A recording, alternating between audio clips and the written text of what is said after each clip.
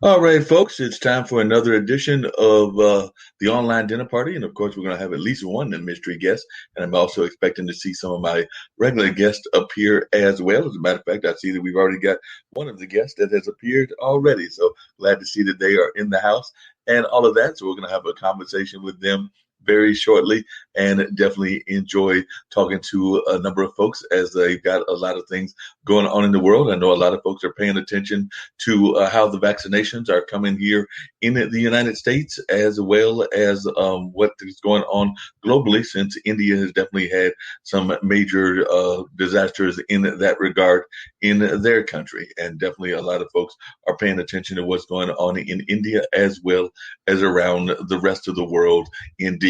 And of course, right here in the United States, we've also had some folks that have been dealing with a lot of other issues, including I understand that one of Trump's supporters, that being Rudy Giuliani, has actually been had his one of his places raided, and I think it's like they're looking for some evidence around the Ukraine and other things along that line. So that's some of the things that are going on in the news that I was told about by one of my colleagues and all of that. So it'll be interesting to see how that plays out.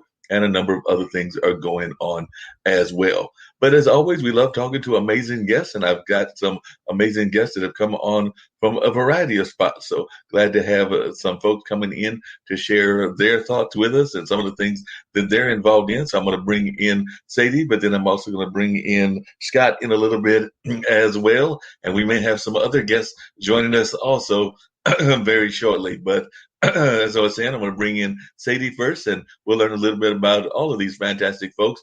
Potted has been a great source for finding some amazing guests for me and all of that. So I'm going to bring in Sadie first and see how things are going in her world. So, Sadie, how are you doing? How's everything going in your world? And tell folks a little bit about you and what you've got going on. Because, like I said, it's the online dinner party, and it's one of the shows that we do here on International Broadcast Media. I do about two shows on Monday, and then I do the online dinner party on Wednesday. So always glad to have amazing guests and things of that nature. So I was glad you were able to join me, and I'm sure folks would love to learn more about what you've got going on in your world. Okay, thank you for having me. I'm thankful to be here. I'm Sadie Evans. I'm an author, speaker, a podcast host of Soul Food with Sadie, where we do edifying things for the soul so that we can enhance the life. And I'm also a self development life coach here in Atlanta, Georgia. Okay. And how are things going there in Atlanta? You know, Atlanta's definitely been in the news a lot. A lot of folks have been paying attention to some of the things that were going on with voting rights there in Atlanta, as well as there's even talk that even though she wasn't able to win the governorship, that she might have some federal jobs in line as well for Stacey Yes. Abrams and everything. So I'd love to hear how things are going in Atlanta. I actually have a cousin that is a Georgia Bureau of Investigation officer. So he actually is in Atlanta, and I also have my his brother's wife lives in that area as well. So they actually split time between Atlanta and DC, where my cousin Emmett is at, and everything. But definitely, what is your thoughts about how things are going in Atlanta, and particularly with the whole thing around voting and things along those lines? My thoughts is I like how individuals are coming out and finally having a voice when it comes to voting and not allowing things to be swept under the rug when it comes to that. And I like how we are sticking together, and I love how we all came out this election and turned the state blue. I'm excited about that. Sounds like it's really been amazing and everything. You had mentioned that you're an author as well, and I'd love to hear something about your works in the literary field, because definitely, you know, one of the things we have here on the show is a lot of folks that are in that space, including like some publishers and some editors and things of that nature. So tell us a little bit about your creative work as well.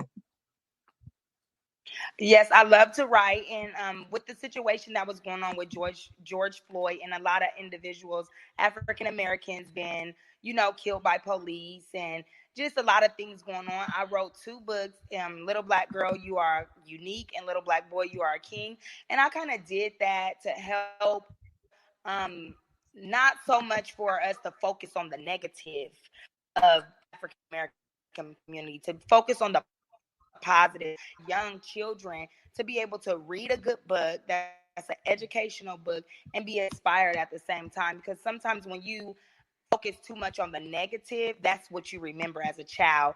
And then you think everyone's out to get you. And you have all these negative things in your mind as you age. So I wrote them books to kind of, play against that. And how are those books doing? Are you getting the kind of response that you were hoping to get? And then I'd love to hear about the podcast as well.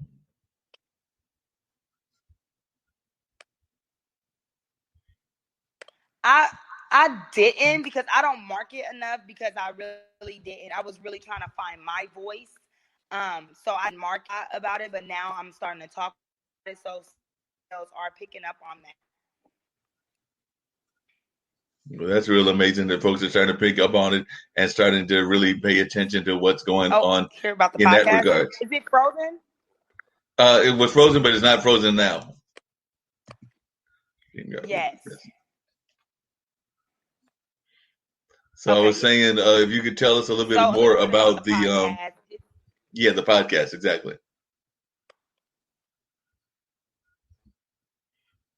Yes, I was asking about the podcast. Okay, podcast. It's where I get on and I just talk about things that edify the individual, because I'm really big on self-development. I'm all about the inner work. I believe that we have to look within ourselves, change the way that we think, change the way our life is. It's not searching for it outside of us, searching for validation outside of us. So that's what I do on my podcast. Basically, I edify to enhance the life and increase the spiritual health so that we can be walking in wholeness.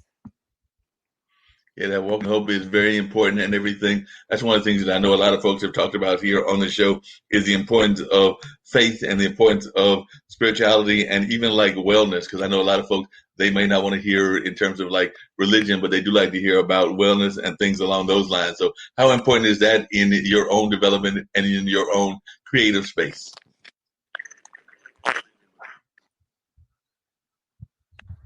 Yes. So if you would share with us a little bit about what that means to you and how important it is to even the way that you go about your business.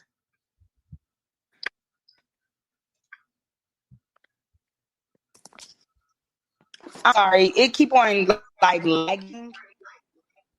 I didn't even, it chopped you up really bad. I didn't even get to hear what you asked. No, I was asking about the I'm importance sorry. of faith and the importance of faith to you in terms of the way that you handle your work and the way that you even do the podcast and the importance of wellness to you as well. Did you hear that? Mark? Yes. I said, could you hear that? I'm going to bring in Scott, and we're going to see if we can see what's going on with Sadie and try to give in Scott conversation, and hopefully we'll come back around to some more conversations with Sadie. But we're going to bring in Scott for a second and try to work out things with Sadie and see if we can't get some of these technical things worked out as well. That's the great thing about live streaming and all of that. So I'm going to take out Sadie for a second and bring in Scott and see what he's got going on, and then we may come back with more of Sadie later on. How are you doing, Scott? It's too bad that Sadie was having troubles, because obviously she's making a difference in the world, and that's way more than I'm doing. I'm pure entertainment. I'm escapism. There's nothing wrong with escapism. Escapism is a great thing. As I recall, you had actually opened a comedy club and things of that nature, and you've also even talked about the nature of cancel culture and things along those lines. So I know a lot of times folks think about that as well. So I'd love to hear just a little bit about your background with the comedy club, because like I said, I know that you had, when learning about you, that you had written in that whole space of comedy and all of that. So I'd love to hear more about what you got going on in that regard.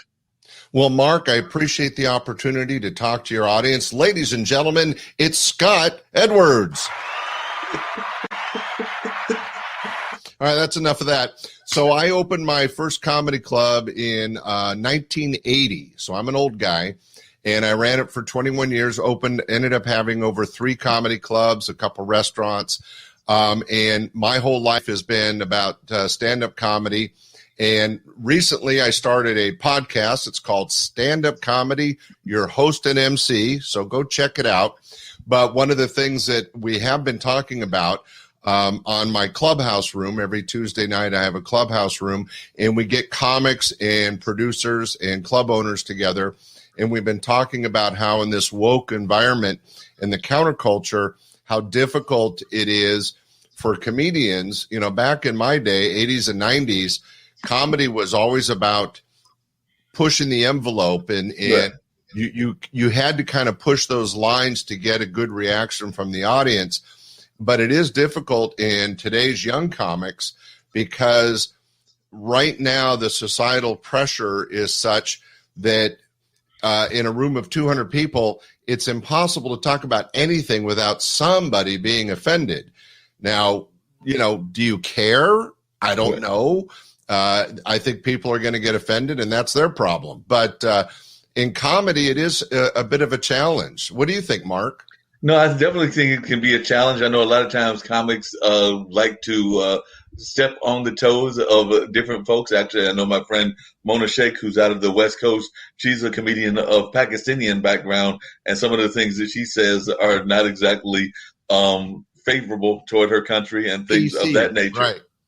So they may not be politically correct in that area. And I know a lot of times that can be an issue. And I've actually got a friend of mine that produced the film This Christmas that lives out in the West Coast. He lives out in L.A. and he had a stand-up career as well and still does some stand-up, Ronnie Warner. But he's definitely opened a comedy club here in this area in Durham. And that would have been back in the 80s as well. And I remember when he brought Martin Lawrence in, he brought in a gentleman that was similar to Andrew Dice Clay, and then he also brought in the gentleman that's known for Hangover and all of that, Wong, I believe is his name, so Ken Jeong, that's it. But he brought him in, and they actually performed outside in a Oktoberfest-like environment because, you know, this was before Martin had blown up. Ken Jeong he was actually a student at Duke at the time, so they did it, and they think they went to one of the buildings at one of the universities, and the person actually wanted him to basically say that Martin Lawrence wasn't going to cuss and wasn't going to have any cuss words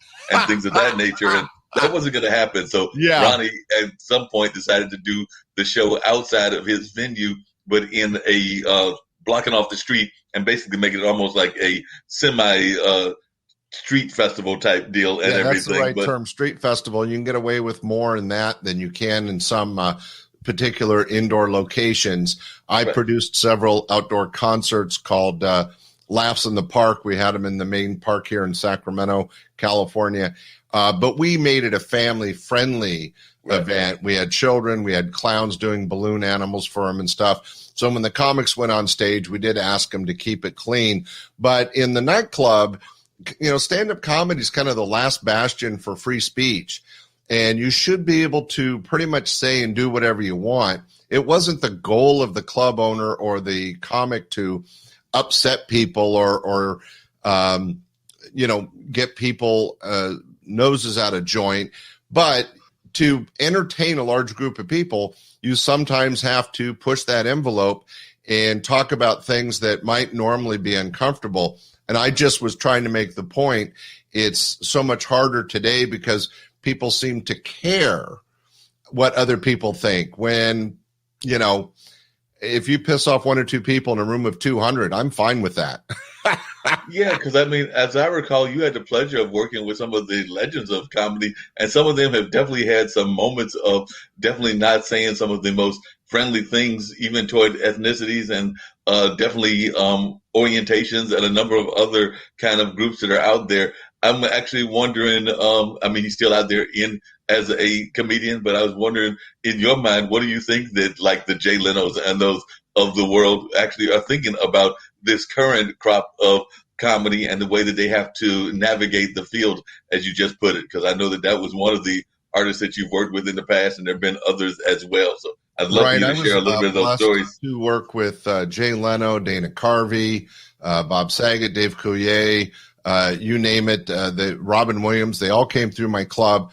But the ones that are really famous now, Seinfeld, Leno, Carvey, Poundstone, they were basically clean comics. And that helped to rocket their career. But there was a lot of really funny people. The one that comes to mind is Bobby Slayton, one of the funniest guys on the road, but he is called the pit bull of comedy for a reason. He attacks everybody. He doesn't pick on any one thing. He goes after everybody, but it's very funny. And it's, but he and I had a conversation about this, and he was saying he wasn't sure he could even do his act on the road today like he did 20 years ago. Another one that people don't realize, Bob Saget, who's famous for Full House and Fuller House, very funny guy, but he is one of the dirtiest comics out there. Funny and does a lot of music. People don't know that. But they see this guy playing the dad on Full House and Fuller House, and they feel like he's Mr. Clean. But in the clubs, he was right on the edge, and he pushed it every night and was hilarious. Wow. People liked it. Yeah, I'm sure they did. Who do you think is some of the funnier comics that are out there now? And do you still dabble in that field at all? And if you don't, what is it that got you out of that? Because I know a lot of times folks love comedy. I'm actually of the opinion that show business actually just is, once you're drawn into it in whatever form, and I've emceed blues festivals, I've emceed other kinds of street festivals, and I've done other kind of works. But I think that once you're drawn into it, it's hard to get out of it. It's kind of like that club that you don't necessarily want to get out of, but even if you wanted to, I don't know that you possibly could. Yeah, and you, Mark, you said it so well. I always tell everybody I've got 40 plus years on the fringe of show business, because obviously Sacramento's not a hotbed for Hollywood entertainment. But I had a chance to work with many, many famous people that went on to be famous comics, and many others that were really funny and had a great 20, 30-year career as stand-ups that nobody's heard of, but they're hilarious. But to answer your question, yes, I couldn't get out of it. I did sell my clubs in 2001 after 21 years of being on stage 6 nights a week, every night as the MC. But I did not walk away from it because I still book for fundraisers and private functions. I still book probably a half dozen concerts a year. And so that keeps me on stage occasionally and kind of keeps me fresh. And then I have the podcast, which started before COVID, where I'm getting a chance to share material from these comics, famous and not so famous, live comedy sets. But I'm also every other week is an interview with a professional entertainer, people like Will Shriner, Willie Tyler and Lester, Bobby Slayton, like I mentioned. And these interviews give me a chance to not only connect with old friends, but we're reliving the stories and the fun of what the art form, stand-up comedy, gave our lives. And it's really been a blessing to do that.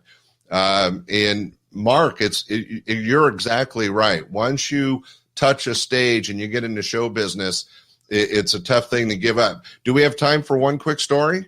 Yes, please. So just to share with the audience the energy of being on stage and being able to connect with an audience and entertain, I was lucky enough to be invited to Red Skelton's 100th birthday party. Oh, wow. And it was an amazing event. I grew up with Red Skelton. Everybody might remember his movies and his TV show back before many people were born, but he had his own TV show, the Red Skelton Hour. He did several movies, one of America's best comic actors. And I was invited to his birthday, and right at the right point, they wheeled him out on stage. And I got to tell you, Mark, it was like death warmed over. He looked like he'd already passed. And he was just slumped over, looked horrible in his wheelchair. And they wheeled him out, and some people did some speeches. And they had about 100 clowns to celebrate his 100th birthday. A lot of people may know he was also a painter and did a lot of clowns.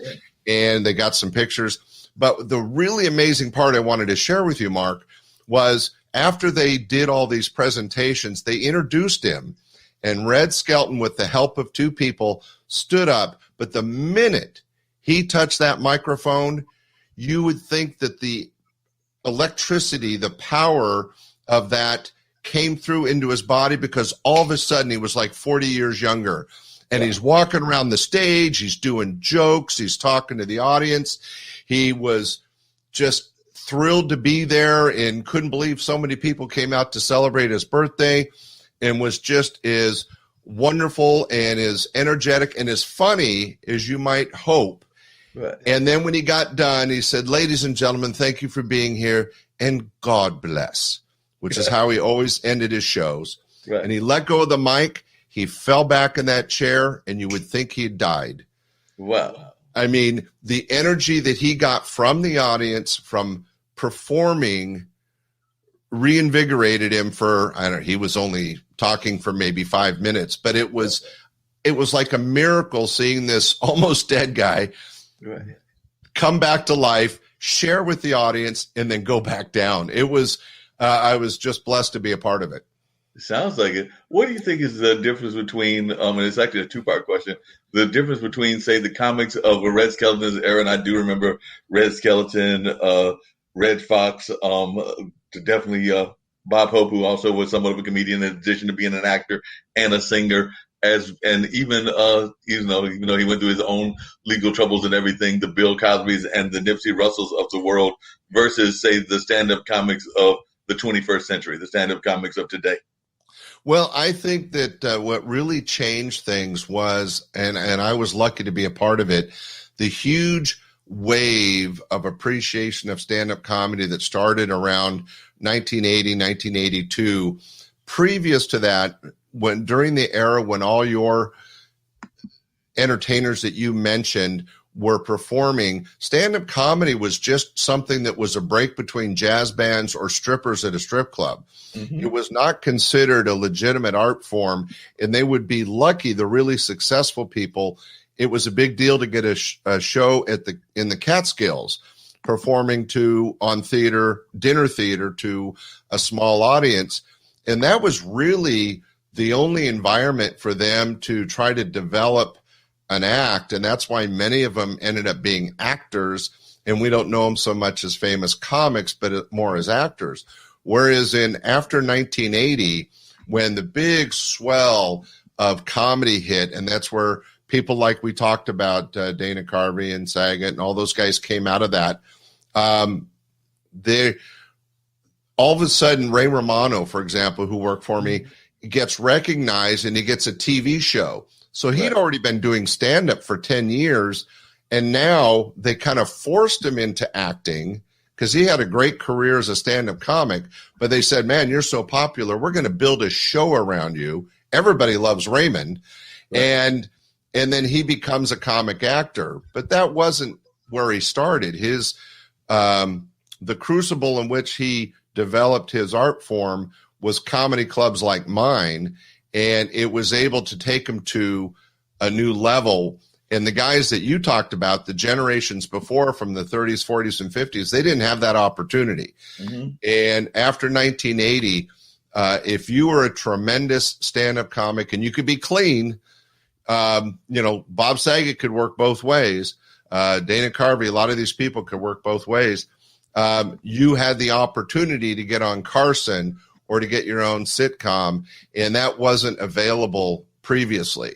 So there's less comic actors, I think, due to that differential. But it is an interesting concept if you look at the lineage of stand-up comedy over the decades. Good question, Mark. Yeah, one of the other things that I've seen recently about comedy and everything is the rise, and maybe it even comes back to what we're talking about with cancel culture and everything, but the rise of satire. And I'm actually a big fan of satire, a big fan of those things. Dana Carvey was definitely one of the masterful hosts, as was a number of others for Saturday Night Live and their news hour that they would do as part of their routines and everything. And they would definitely savage a lot of our political leaders on both the left and the right and everything. But I was just wondering, how important do you think it is, that whole movement that we had toward satire and toward a political kind of humor that I would argue has become definitely more prevalent and everything. And I would argue that the founders of Saturday Night Live were behind that a lot, with a lot of the even the skits that they did, which also would sometimes take a political or a social issue kind of stand in the way that they presented the skits, even as far back as Eddie Murphy. Right. You got Chevy Chase and Bill Maher and others doing political satirism. And I think it's interesting you mentioned that, because there wasn't a lot of political comedy prior to 1980. There was a big push of it in the 80s and 90s. But I think in the last decade, it's really fallen off more than I think it should have, because I think one way to keep our politicians kind of honest and available is by being able to talk and kind of mock what they're doing for the country. And I don't think we see as much of that in this last, let's say, 5 years of woke society and social media than we might have seen in the previous 20 or 30 years.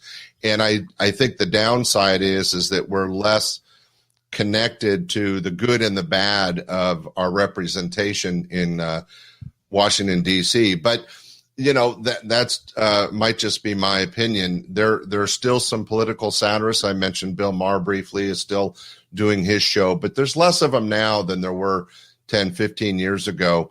And I do think that it wouldn't hurt us to have somebody shining a little bit brighter light on the decision makers. No, I definitely agree with you on that. I was wondering about social media, because that's something else we've seen a lot of from all of our people, whether that's authors, whether that's comedians, or a number of others in the whole field of entertainment. But how important have you found it to be for social media and all of that, whether that's Twitter, whether that's Facebook, and along those lines? I was just wondering, how has that even impacted your own business? Because I know it's definitely something that is almost a necessity to have at this day and time. Well, it's interesting, Mark. You have really good questions. That is, social media to me is a dual-edged sword. I think there's a lot of advantages in that it gives everybody a voice. People that used to just be in the audience and observing life can now comment on life. The bad side is that people take advantage of that, and they use the anonymity, being anonymous, I'm going to say it correctly, to say things that they wouldn't say in public. Things you wouldn't tell your mom or dad because they bitch slap you, right? So it's a good thing and it's a bad thing. I think that we're stuck with it, and we're going to have to find a way to manage it. But I think that, like everything else you see on TV or you read in the paper or you hear other people talking about, we have to take responsibility as individuals to take it all in and then decide what we believe and what we want to go with. So you can't take everything you hear on TV, just like you can't take for granted everything on social media is real, because it ain't. That's true. It's not real news, sadly. Yeah, but unfortunately, that's become like our news. And I know the person that just recently left 1600, like about several months back and everything, he was notorious for tweeting and definitely putting out that information on a regular basis. So he was like notorious for getting out there and just kind of like telling us all his information and using it almost as a lobbying tool and all of that. So I know that he was good at doing that, and the current person doesn't seem to do it as much. Now, some of his people in his administration may, but the current person definitely doesn't seem to be using it as much. I was going to share a story that I think you'll find. Go ahead. Well, I was just going to say, I think you're referencing Trump and his tweets, and good or bad, he was trying to communicate direct to his constituency without counting on the media to share his message correctly. See, the problem is with today's media is you can say white and they'll say black, or you can say red and they'll say blue. And very seldom, if you say white, they'll come out and say white. They tend to distort the news to fit their political or social agenda. So I think and again, we just talked about this, one of the benefits of social media like Twitter is it a person, in the case of our past president, right or wrong, and many were wrong, but it gave him a chance to express his thoughts directly to the people without having it go through the filter of some news director. And the current president, who I do think is less savvy as a communicator in today's social media, is counting on his staff and the news to present, hopefully what his message is. But I don't think you can always count on that, because once it goes through the filter of some other person. Remember that game we used to play as a kid where you start a rumor and you go through 10 people, and by the end, the rumor's totally wrong. Totally something different. It had nothing to do with whatever you told the person. You could tell them that, like you said, that the sky is blue, and by the time it came back to you, the sky was psychedelic purple. Exactly. So that was my point, is that going back to your original question, social media is a dual-edged sword. There's some really good aspects, and it does open up the opportunity for everybody from a president down to a 10-year-old to express their opinion about something. But it also opens up the door for the people that want to take advantage of those situations or abuse those situations and want to beat us over the head with their particular opinion, as opposed to maybe what's best for the majority. But, I think a lot of things in life are that way. And it's up to us to take personal responsibility to make the decisions based on our thinking and our morals and our personal agenda on how we're going to accept that information. And we've gotten very serious all of a sudden. Yeah, I was going to share with you one of the stories that I think you'll enjoy this. But my brother, who is 7 years younger than me, and I'm in my late 50s, I remember that when he was traveling with some friends of his, they got married. Like one of the gentlemen was getting ready to get married. They came to my friend Ronnie's comedy club. It was here in Durham, North Carolina. And I remember that they came, and Tony Woods, who is actually still a practicing comedian, was on the stage and everything. And I remember that it became almost like a game of the dozens, because they came in, and of course they were dressed in tuxedos and everything. They knew that I would probably be there. They knew that our mutual friend Ronnie would be there. And of course he was like you, an MC at this particular comedy club. He didn't own it, but he was MC. And I think he definitely might have had other ties to the comedy club as well, and definitely knew the owners. But he was sitting there, and they started because they were in their tuxedos, Tony went into them and started playing making jokes about the tuxedos and the penguins and everything else. But what he didn't know was that these were folks from, because I think one of the gentlemen who's still around and still a friend of my brother's is from Philly. Another one might have been from New York. So they were very much used to playing the dozens. So it became quite an interesting encounter. So I was just wondering some of your thoughts when that's happened at your comedy club, because I know that sometimes the audience, not every comedian is prepared for an audience that will fight back. And we do know that sometimes, even if you're targeting those audience members, they will fight back, and it can become an interesting game of the dozen. So I just wondered if you ever had any incidents like that and how it played out. Well, I got to tell you, it's one of those situations that can get really difficult. But if you're a professional, you find a way to control it and hopefully turn it into entertainment as opposed to conflict. Right. So yes, as an MC, we would love when a wedding party would come in, because that's an easy 5 minutes of material. Ooh, who's getting lucky tonight? Or who's pregnant and why'd you get married?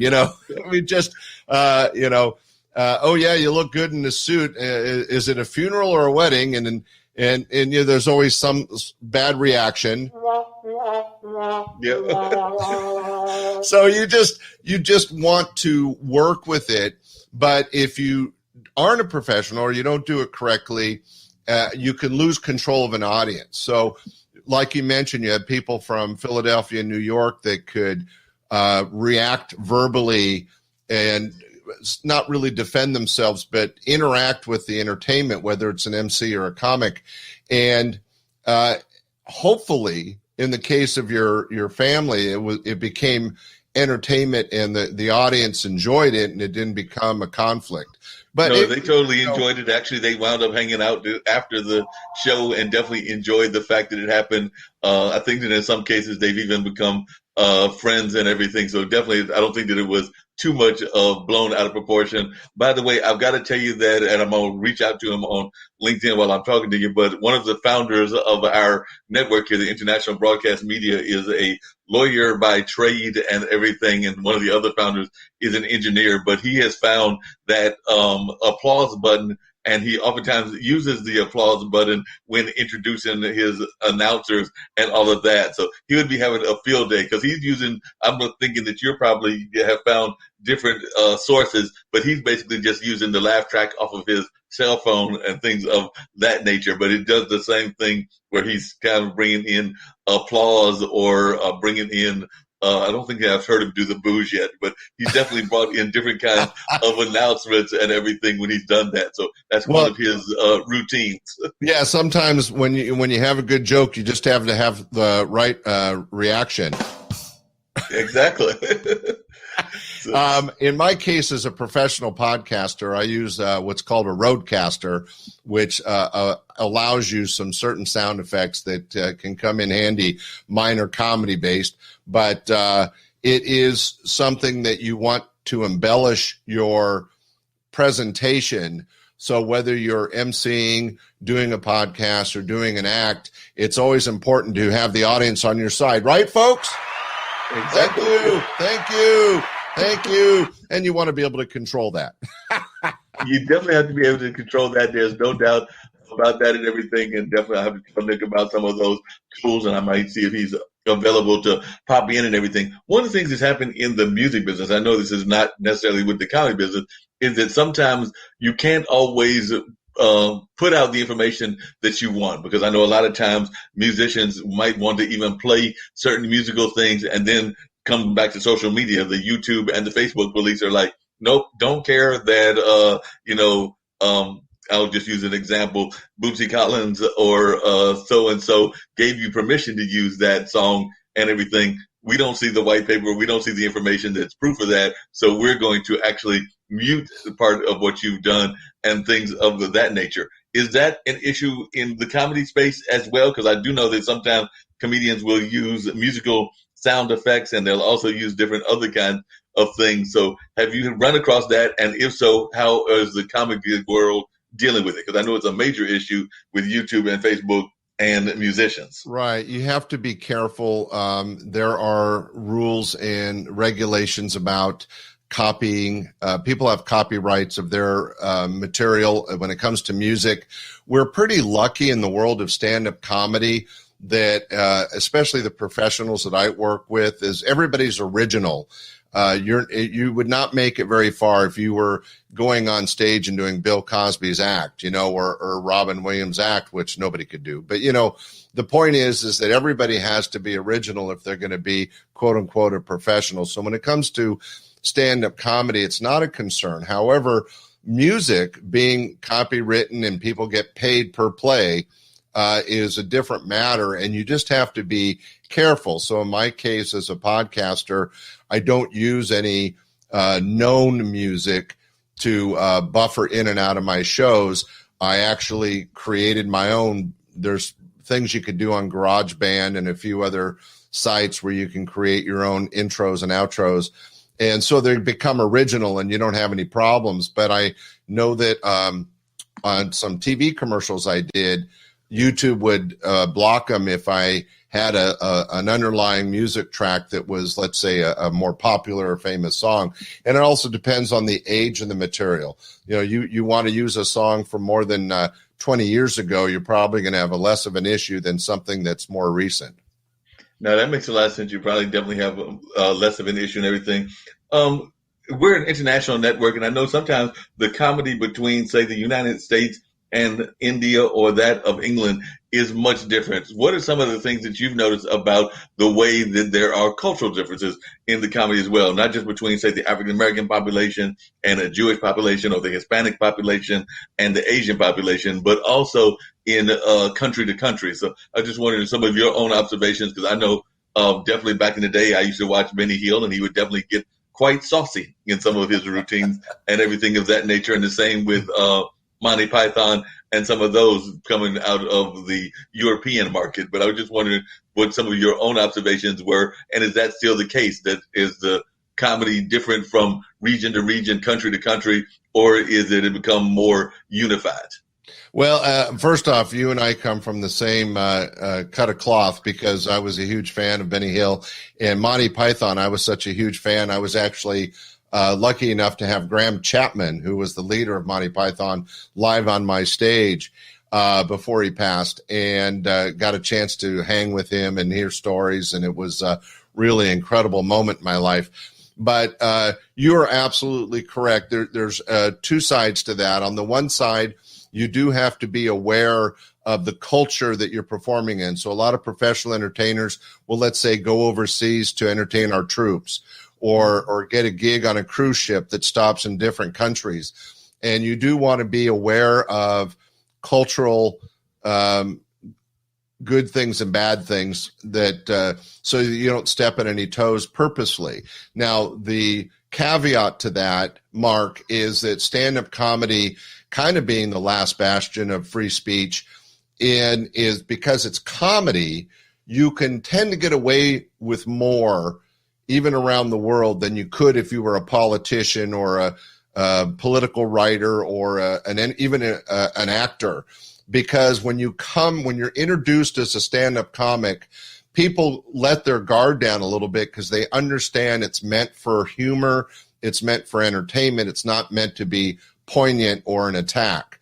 So that does help. But I'll give you a great example. One of my regular acts that actually got his start at my club was Yakov Smirnoff, famous Russian comic who back in the 80s got in really good with Ronald Reagan and did the some dinners for him and did a lot of entertainment on TV. But before all that, he was an opening act for me at Laughs Unlimited in Sacramento, and he had just come over from Russia. In fact, he didn't even speak very good English. He had learned how to speak English by watching TV. And he was telling me he was a stand-up comic in Russia, and he would work the cruise ships on the Black Sea. But in Russia, unlike most of the world, I imagine it's pretty similar in China, there was actually a department of jokes. And the comedians in Russia had to run all the material through the department of jokes, and jokes were approved or disapproved, and you could not say anything aside from that. So the downside was that if they thought of a good line or a callback, they weren't allowed to do it because it hadn't been approved by the government, and they couldn't interact with the audience. There was no, kibitzing and making up stuff or doing improv, because when you're a Russian stand-up comic, you have an approved set that the government had to approve, and that was all you could say. And you didn't want to go veer off that, because you never know who's in the audience. Some proletariat might hear you say something about Stalin and turn you in. You end up spending the rest of your life in jail. Wow. So Yakov was saying how it was so freeing to get to America, where, he could say anything. He could talk about Reagan as president. He could also talk about Stalin. He could talk about anything. And that was real important in his life. And he had a lot of success. He ended up opening his own theater in Branson, Missouri. It's still there. He's owned it for over 15 years and still entertains on a regular basis. Wow, that's a great thing that he's still entertaining on that regular basis and everything. What do you think is one of the biggest myths that people have about stand-up comedians? You've alluded to some of the things that people think about stand-up comedians, but what are some of the biggest myths? You've worked with a number of them. You've worked with some great ones and everything, but what's one of the biggest myths that you would like debunked, if you could debunk these myths that folks have of our stand-up comedians and entertainers in general, but particularly our stand-up comedians? Well, I think like a lot of other things, we tend to want to put people in a certain peg hole, that all comics are, alcoholics and use drugs and party every night. And that did happen, but it is not the norm. They're just people that are trying to make a living doing something they love and enjoy doing. And even though definitely comedy entertainers know how to party, it wasn't, and there were a few that were over the edge, but most were very professional and polite off stage. The other thing is people think that comics are on all the time. You know, they'll run into a famous comic in a grocery store and go, hey, tell me a joke. And the thing is, that's not how it is. Just like when you work for, the DMV, you don't go home and sign up license plates, right? When they're off stage, a lot of them are off stage. They're not on, and they are very normal. A lot of them are insecure and reserved. A great example for a little story, Mark, is one of the most hyper, high energy entertainers in the history of comedy had to be Robin Williams. Right. Just whenever he was on stage, it was electric, and he was manic, man. He could throw out more material than anybody. But what a lot of people don't know, that when he was off stage, he was very quiet, almost shy, very professional, very down to earth. He loved what he did. He always tried to help other young comics and guide them. But when he was off stage, he wasn't hyperactive or talking a mile a minute. It was, if anything, it was the reverse. You had to actually draw a conversation out of him. And that's a great example of the difference of what people think, oh, when you're on stage, you must be on all the time. And that's just not a reality. I hope that answered your question. Yeah, I did answer the question. I was wondering, because I know that I've heard comedians, and you've probably heard the same thing, that have used their power in the arts to deal with the issues, whether that's Black Lives Matter, whether that's Me Too, or whether that's a number of other things that are out there as well, even the LGBT community and all of that. But at the same time, there are some folks that feel that it's can be a detriment to to some of those industries as well. Because definitely some people might argue that no matter what other things that he might have been involved in, that's part of what got Bill Cosby in trouble, was his attitude toward Me Too and things of that nature. So I was just wondering, what is your attitude or your thoughts about one artist using their voice as a means to talk politically, even outside of it being on stage? And also, because we've even seen it with NBA players, and also, do you sometimes feel that our artists and our entertainers are put in too much of a pressure cooker kind of situation, right, where they almost have to walk the very narrow kind of field and can't do hardly any wrong, because if they do a minor mistake, it gets blown out of proportion. And I'm not saying that what Bill did was minor at all, but like I said, not knowing all of the story, I'm not going to make a statement one way or the other, but I'm just wondering your thoughts. Well, again, Mark, you have some really good questions, and they're not always easy. So thank you. I hope there's not a quiz later. So my opinion is that when you're a professional entertainer, there's two things. Again, it's kind of a dual-edged sword. I hate to keep using that analogy. But on the one side, being on stage, being an entertainer, and being the last bastion of free speech, you have a right to have an opinion and share that opinion.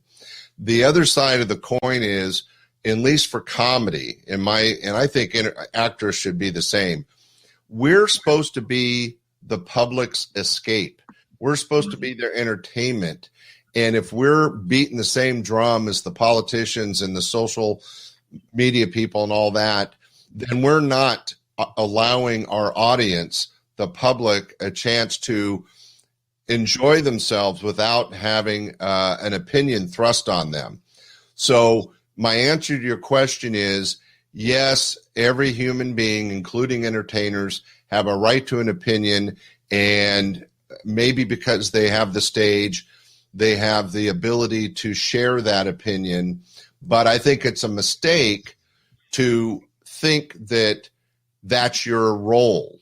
Your role is to entertain and to help people forget the crap we all live around and just laugh for a few minutes.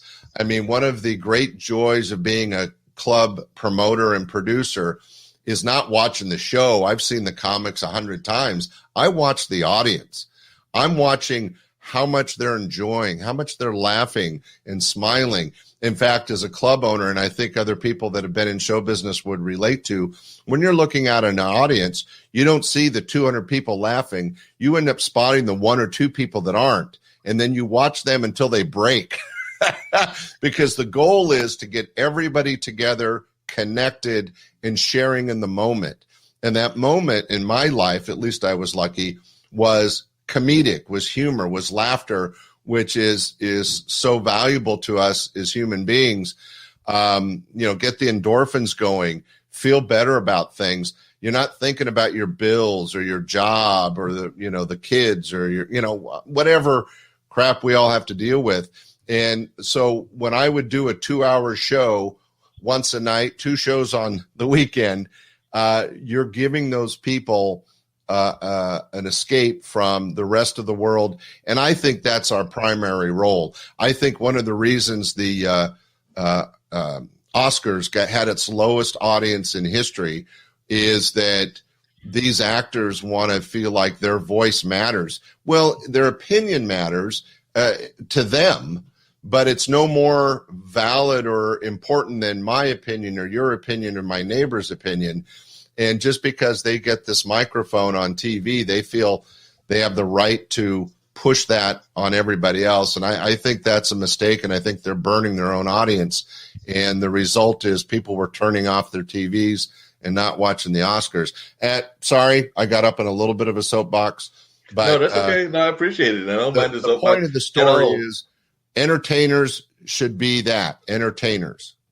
No, I hear you, definitely. Do you ever find, because I know I've done this when I've done festivals and everything, when you were managing the comedy club, and even now when you do events, do you oftentimes find that the fans are oftentimes amazed and surprised at the things that you're not aware of that are going on in the show because you're so busy doing multitasking and doing multiple jobs? Because I know a lot of times folks would notice, like at our blues festival, that somebody might do some sort of special act with their guitar or do some other kind of things on the stage. And then they'd ask me, did you see such and such? And even though I might have introduced that artist, I also had to take the other artists to go get paid. I had to go deal with some of the artists backstage. So there was a good shot that I did not see whatever they were talking about. Plus also just trying to see folks that I might have invited to the festival and make sure that they were, feeling a good time and having a good time and things of that nature. So I was just wondering, did you have similar kind of experiences where folks might come to you and be like, did you hear such and such joke that say a Dana Carvey told or a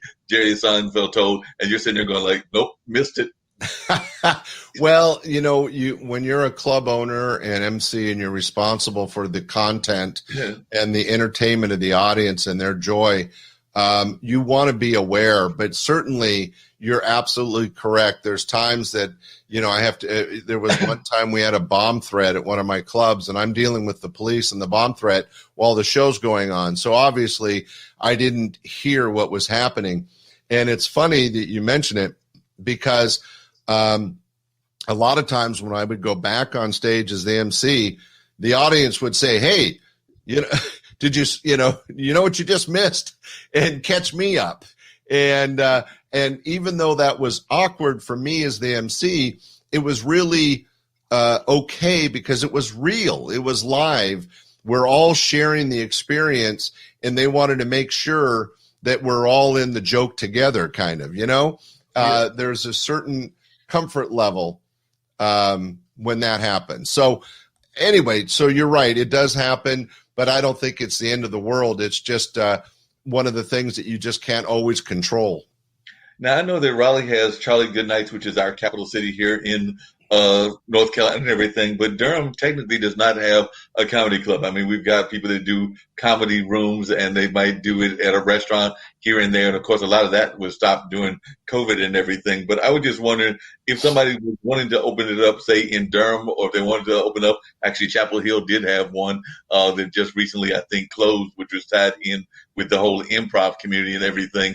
But definitely, if somebody was wanting to open up a comedy club in Durham or in one of our other surrounding cities, maybe even a rural city, what kind of advice would you give them? Would you tell them, one, don't do it? Or what kind of advice would you give folks that are thinking that they want to actually go into the business of opening a comedy club? Well, Mark, it sounds like you've picked your next career. I don't know about that. Anytime you start a business, and I've started over 10 different companies, there's the challenge of getting through the first 5 years. That's the first goalpost, is you have to get through 5 years to be considered a viable company. And a comedy club, just like a restaurant or any sort of retail store, it's always going to be difficult, and you have to be prepared for whatever happens, because crap happens. It always does. To your point, on a comedy club per se, considering the woke environment and the counterculture and some of the stuff going on, it might be a little extra difficult to get a club going. But to my way of thinking, it's actually more important now than it might have been a few years ago. I think that we're all getting a little tired of all the negativity on TV.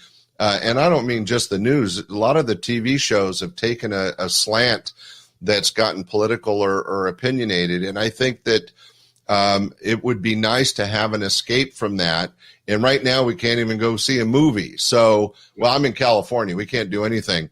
But I think I would recommend be prepared, plan ahead, and it's going to maybe be a rough start. But if you can open a small club and bring joy and laughter and an escape to your fellow neighbors and your fellow city dwellers, you're doing a good thing and providing a service that is needed. I definitely agree with you on that. We've had a lot of different kind of artists of all sorts, authors, comics, a couple of those, definitely some filmmakers. And one of the things that we've oftentimes talked about on this show, as well as other shows here on the network, is the whole concept of show business. And definitely a lot of times people are really good on the show part of the industry and everything. They're not always good at the business aspect. Part. And that's across the board in entertainment, across the board. So I was just wondering if you could talk about your observations of that and what kind of advice you would give to folks that want to get into show business, because I know I've even been amazed at folks that don't necessarily even have a business plan, aren't sure whether they need an agent, aren't sure whether they need a lawyer or a lot of other things that would seem to be common sense in a lot of cases. But if you ask them, like I said, I know some musicians that can rock a show all day long, but if you ask them about their business aspects, it's really lacking. And it's not on one generation or another, because I've seen that from folks as young as their teen years to folks in their 90s. Yeah, no, it's just people. And that's why there's agents and managers and CPAs, that not everybody can find the balance line on their budget. But it is a business. In fact, during my clubhouse room last night, a couple comics and I were talking about how some very funny people didn't survive and make a career out of what they were doing because they didn't understand that it's a job. So even though while they're on stage, they're entertaining and they're funny and they're a joy to be around, they have to be sure to manage their finances and market themselves and pay their bills and understand that they're going to have transportation or housing cost and where they're going to get their next meal, especially if they're on the road. So one of the things I try to teach young comics is that you have to treat it like a job, treat it like a business. And if you're not capable, then you need to get a good spouse who will control your money for you. But more importantly, a manager, an agent, or a CPA, or somebody to guide you, because like anything else in life, and again, whether you're a lawyer or a doctor, it's not just making the money. You have to manage it. And then in the case of comedians or entertainers, you have to market yourself, because you're the product, right? They're the product. And they can't just assume that everybody's going to know who they are and what they do. So you have to also be a marketing person.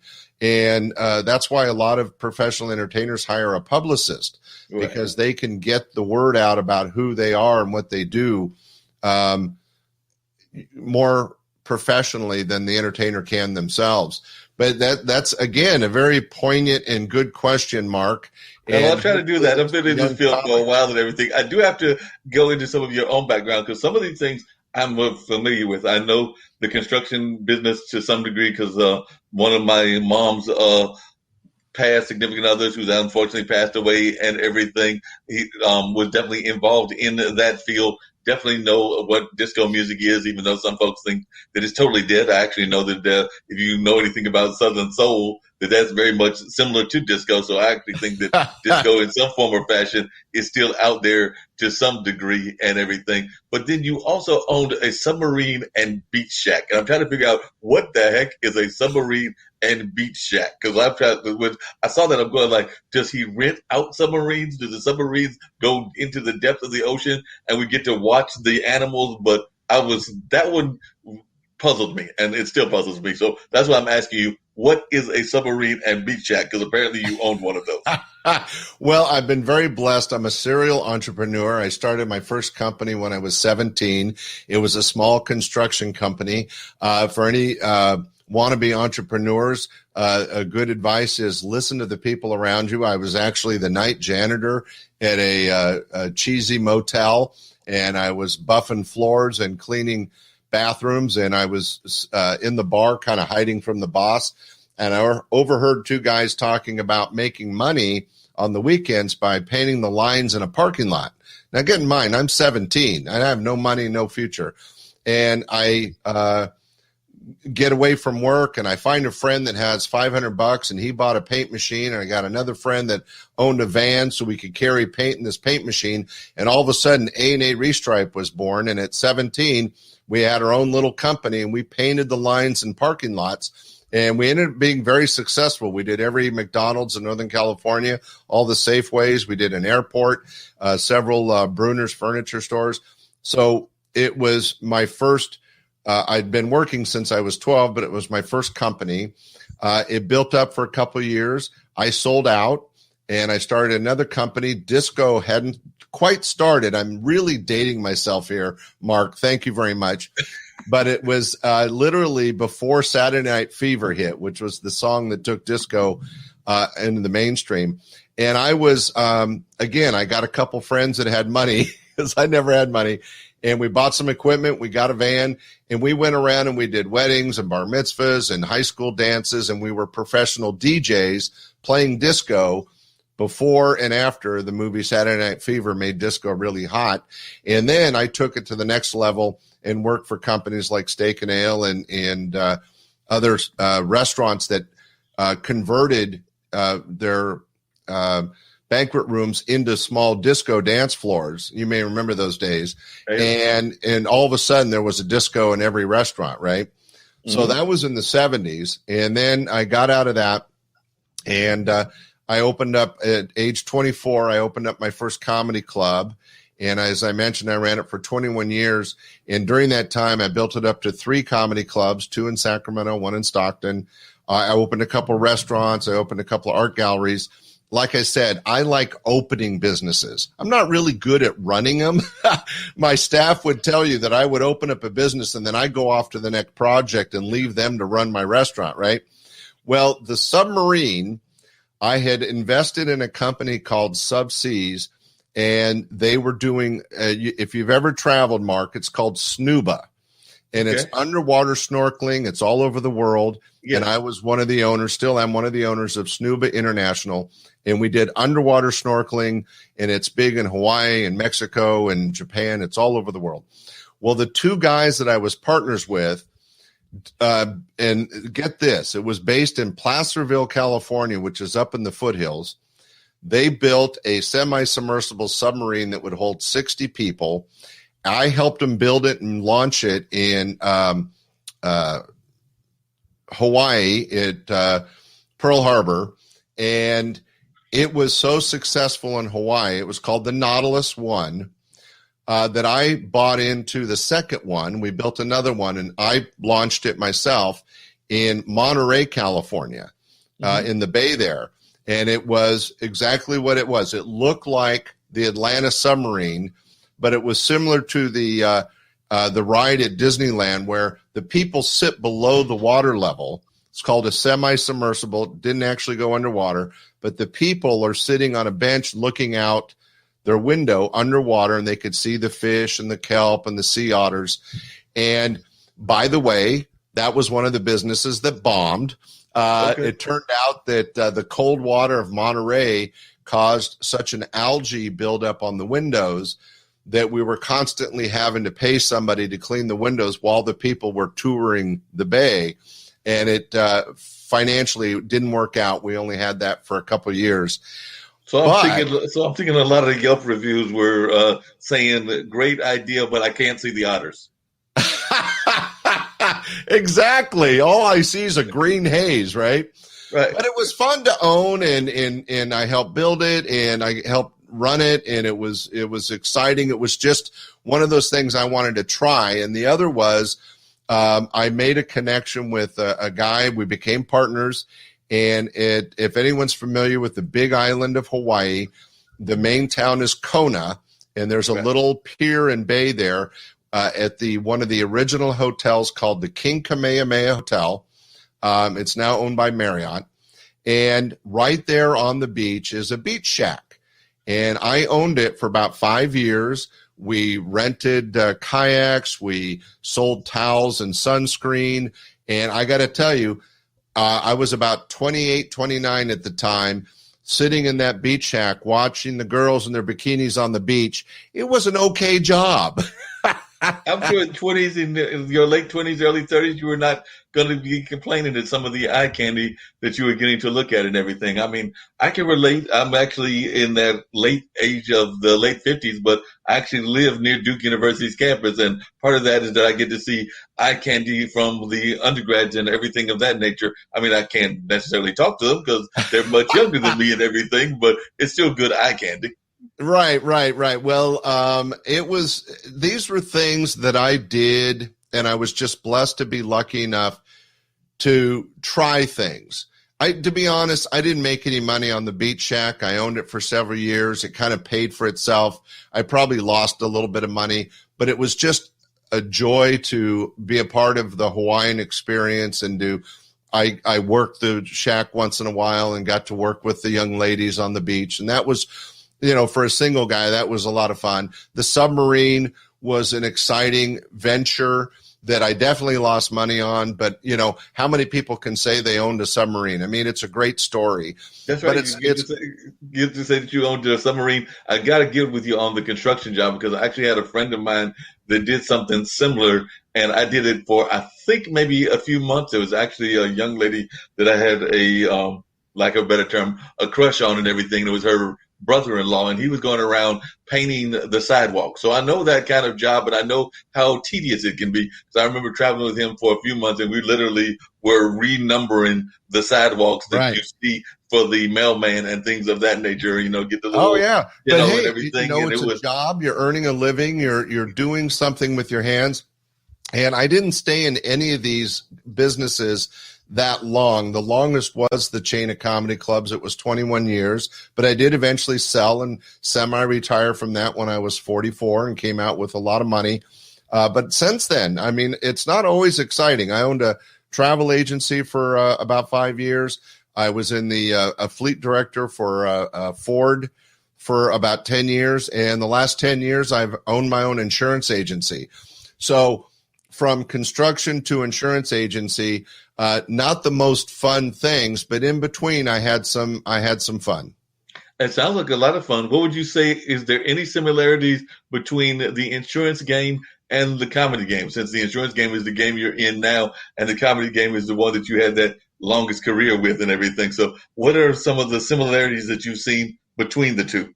Well, I think if you were to hear all of my career choices and the businesses I started, the one link through them all that was a real key in owning a chain of comedy clubs is it's all about customer service. Right. So my job when I owned the comedy clubs is to make sure that every patron had a good time, got their money's worth, and I gave them the best experience possible. So when I was selling cars and trucks as a fleet director, or currently managing an insurance agency, owning an insurance agency, it's all about the customer service, because people can go get insurance from Geico or Progressive or somebody else. Or when I was in cars, they could go buy a Toyota or a Honda. When I was in comedy, it was a lot smaller competition, but there were other comedy clubs and people could always go to a movie. So in all those instances, why would people choose to spend their money with me? And it's the customer service experience that makes the difference. Being able, whether it's good news or bad news, you give it with a smile and you give it with confidence, and they know that you're thinking of them. It really makes a difference. And so whatever you get into, the customer service is key. At least it has been in my experience. No, I definitely agree with you on that and everything. And it's some of these questions I've got from my own great mind and everything, or at least I think it's a very decent mind. But some I got from some of the things that you told me about yourself and everything. And one of the things that you had mentioned was you definitely have some opinions about who are some of the funniest comics out there and which ones make you laugh the hardest. So I'd love to hear that, who some of these people are that actually make you laugh and who you think are the funniest. Well, what's interesting is sometimes the funniest aren't the most famous. I mean, obviously, you can't, especially with the history I've had, you can't pinpoint any one or two people. Jay Leno is just amazing. I did concerts. Well, I did one concert where he did an hour and a half straight, and it wasn't a dry eye in the house. People laughed so hard. Jerry Seinfeld. But it's the ones. Dana Carvey, by the way, is the complete package, because he could sing, he did music, and he could do impressions, and he could do great stand-up comedy. Kevin Pollak, who's a famous actor, before he became an actor and very successful actor, was a tremendous stand-up comic and impressionist. But one of the names that I'd love people to Google and look into, Larry Miller, was probably one of the funniest people on the planet. And he and Marc Schiff and Jerry Seinfeld, in fact, when they first came out of New York, called themselves the funniest men in the universe. But Larry Miller, if you saw his picture, you would recognize him. He's been in over 100 movies and TV shows, tremendous actor, but his stand-up career was amazing. And here's why, Mark. A lot of comics, it's joke, joke, joke. Right. And that's fine. There's a place and a time for that. But Larry Miller was so captivating and such a good storyteller. Some of his bits were 10 or 15 minutes long. You'd be laughing all the way through, but then you'd get to the end and it was just unbelievable. Larry Miller had to be one of the funniest people on the planet, and still is a tremendous guy and tremendous entertainer. But I can't really, pick any one or two people. Working with Robin Williams was a real gift. Ray Romano, Bob Saget, Dave Coulier was such a good friend. He was at my bachelor party. So, I mean, I've been blessed to have all these people in my life. I'll tell you one of the most interesting acts that we ever had on stage that your audience would not know of. Well, they know him. They've probably heard of him, right, but didn't know that he did stand-up comedy. Have you ever heard of Tom Hanks? Yeah, definitely. I didn't know he did stand-up comedy. He's a great actor. Right. Well, nobody knows, but back in 1980, his very first sitcom was called Bosom Buddies. I remember Bosom Buddies. Yeah, and he played a waiter in a restaurant, and in one of the shows, they wanted him to do a stand-up comedy set. Well, he was from the Sacramento area. He went to Sac State. So he came to town with his buddy Bob Saget, and he worked as an opening act in my club for a whole week for free. Tom Hanks. Now, keep in mind, it's not the Tom Hanks we know and love today. Nobody really knew him. I mean, Bosom Buddies was out, so he was a celebrity, but a really small celebrity at the time because it had just come out. It was just an okay sitcom. But he wanted to be the best stand-up comic he could be when he did the Bosom Buddies role. So he worked my club for a whole week, and Bob Saget and I every night would work with him on material and the presentation. And he learned in that week enough to be a stand-up comic so that when he did it on the TV show, it came off and he did well. And it was so rewarding to me because I didn't know he was going to end up being Tom Hanks. He was just this guy that worked my club for a week. And then I got to see him on Bosom Buddies doing material I helped write and presenting it in a professional way, even though he was an actor, not a comic. It was very rewarding and just a great story to be able to share now that Tom's like one of the greatest actors we've ever had. Oh, yeah, no doubt about that. How important do you think it is for comics to actually kind of like use their life to tell their story? Because I know that even in the urban comedy market, some of the best comics that I've known are those that were able to tell their stories based on the way that they live their lives. And I'll even go back as far back as Pygmy Markham, who has some ties to Durham, and Ma Rainey, and definitely Eddie Murphy. And I would even argue some of the other great ones. I'm trying to think of the ones that have their, it's not Penn and Teller, but the ones that have like that whole comedy sketch show. Definitely the Wayans brothers, but I was thinking about the newer ones that are out there now, and their name is not coming to me right now for whatever reason. The point is, Mark, is that, again, you hit the nail on the head that what really makes any entertainer, whether it's an actor or a comic, but we're talking about comedy in this point, the ones that were really successful on stage brought the material from their own life experience. Right. And here's what makes comedy so special is that we're all really the same. We may grow up in different neighborhoods and different financial levels, but we all go through being an 8-year-old or a 12-year-old or our first date or our first breakup or our first job or our first car.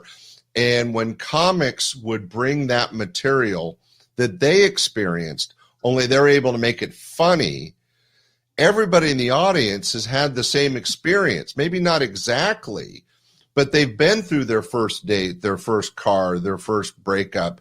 And so when you got a guy that's talking about stuff you can relate to, only he knows how to make it really funny, everybody wins. And that's when comedy is at its best. I mean, when you talk about Ray Romano and all of his success, when they do the writing for Everybody Does Raymond, a lot of that show and a lot of his material was based on his childhood. I mean, that's where the best stuff comes from. Why? It's real. Right. If a guy that, Jay Leno can do material about cars because he loves and is into cars. But if you took Jay Leno and you said, hey, do some material on hockey, well, he probably doesn't have a whole lot. He can comment on watching hockey, but he was never a hockey player. So him trying to relate to it and do material about it would be really difficult. That's my analogy for today. Hope it worked. And that worked a lot. It worked real well. And I can definitely see that because you have to live that life and actually be able to tell what's going on and all of that. Because a lot of times I know that I'm a fan of, I don't know whether you are a fan of his as well, but definitely a fan of Bernie Mac and some of the comedians like that. And definitely that's partly what he does is he talks about what he's gone through. I mean, the whole Bernie Mac show is pretty much his being a father and raising those kids and everything. Exactly. And that's what where the really rich material comes from, even from tragedy. I mean, the guys that can make fun of the tragedy in their lives or family members going through horrible things, but can share it with an audience because they personally lived it. The audience can connect to that and empathize and see how the entertainer's using humor to get through something. Whether it's our lives are full of good and bad, and we can't really control it. But what a good professional entertainer, a comic, can do is talk about that in a way that everybody can relate to. Go ahead. Yeah, definitely. Folks can relate to it and everything. Speaking of relating to it, and that's one of those questions that you brought up that folks can ask you and everything. And I'm still trying to figure out why you have a picture of Gary Chandler in women's clothing. So I'm still trying to figure this out and what the story is behind this, because I'm going like, why does he have a picture of Gary Chandler and why does he keep the picture of Gary Chandler in women's clothing? Unless he's planning blackmail Gary at some point or another as well. Yeah, to let the audience know, and if you go to my website, www.standupcomedy.com, you can find some of these pictures of some of these famous people we've name dropped. But early on, my comedy club was in a tourist area of Sacramento called Old Sacramento, which was basically buildings from the 1800s that have been converted into restaurants and tourist retail stores. And that's where my club was. And just up the street from my club was one of those antique photo places, and families would go in and you could dress up as a gunslinger or a barkeep or whatever. And I guess Gary was just bored. And Gary Shandling, who, by the way, was my very first act ever to hit my stage. He was the opening act in August of 1980. Of course, he ended up being a great headliner and the star of the Larry Sanders Show and the Gary Shandling Show. But he was just an opening act when he started for me. And he moved up to headliner pretty quick. And one of those weeks, he went to this antique photo place. And I'm telling you, he got decked out. One of those big hoop dresses. He had the little lacy gloves. He had a fan, a bonnet. And he was just decked out like the best dressed 1600s farm woman you'd ever seen, and took a picture and gave it to me as a gift and autographed it. And I was so proud of it. I put it right up on the wall with all the other comic headshots. And about 2 months later, Bob Saget came through and he saw that picture, laughed his butt off, and he just told us how funny he thought it was. Well, a couple days later, here comes Bob. He'd gone into the same place, got all decked out as a different type of, more like a dance hall girl from the saloon days, and did a serious pose and autographed it to me. And I was so proud that I put both those pictures center wall up in my club, and I still have those today. And it was one of those things where what's funny to a comic is always a little beyond what everybody else. When you live in the comedy world, you take it to that next level. And so I have pictures of Gary Shandling and Bob Saget in drag, and I'm proud of it. And you should be proud of it. You should absolutely be proud of it in that regards and everything. I want to bring in, we're going to see if we can bring in definitely Sadie again and everything, and see if I can't get her on. Sadie, hope that you were still able to hear us and everything. And I also want to bring in LA Bachelor as well. LA Bachelor is a sports person and everything. But Sadie, if you can hear us, I know that you've been talking about, you've been hearing Scott talking about his world of podcasting and everything. But I was just wondering if you could share with us once again about your podcast. And then I also, maybe Scott might have some advice for you in the podcasting field, because he's been doing that for a while as well. Yes. So, hi, Scott. How are you? Hey, Sadie. Sorry about your technical difficulties. We've all been there.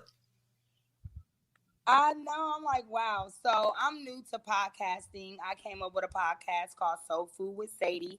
And basically what my podcast goal is to edify each individual that listens to the podcast so that they can become a better person mentally, physically, emotionally, and spiritually. I'm all about wholeness. So that's what my podcast is about.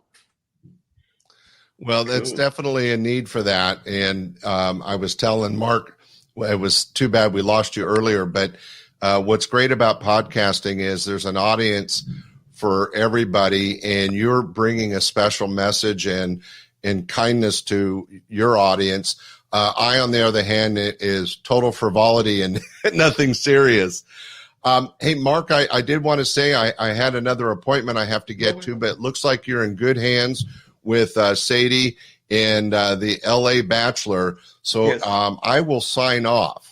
All right. Well, one of the things that I always get everybody to do before they go off, and I'll get everybody, including Sadie and hopefully LA Bachelor, is this last thing I have folks do is definitely, if you can tell folks once again where they can reach you.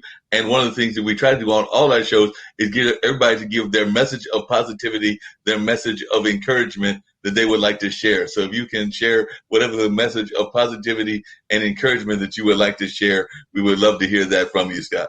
Well, thank you so much thank you for having me on the show. First off, ladies and gentlemen, I'm the man behind the laughter. Be sure to take in and laugh every day because it's good. You get the endorphins going. It's healthy. It's good for your heart. And if you need help with that, go to my podcast, Stand Up Comedy, your host and MC, and I'll be looking to see you hearing my show. And Mark and Sadie and everybody, thanks for having me on. Keep smiling, keep laughing. Bye. All right. Thank you, Scott. Appreciate you. Sadie, one of the things we have been talking about as he's getting ready to go off and everything, and I'd love to hear your thoughts about this as well, is we heard a lot of artists, a lot of performers that were using their platform in order to talk about a lot of issues. So, like I said, he gave some of his opinions. I'd love to hear your thoughts about that. And even L.A. Batch, if he wants to jump in as well, since I know he's in that sports space and everything. But how important do you think it is for our athletes and our entertainers to use their voice in order to share their thoughts and all of that, and to even make statements of a difference? So I'd love to hear from you, Sadie, because like I said, Atlanta has been a hotbed of politics and everything. So I'd love to hear what your thoughts are in that regards.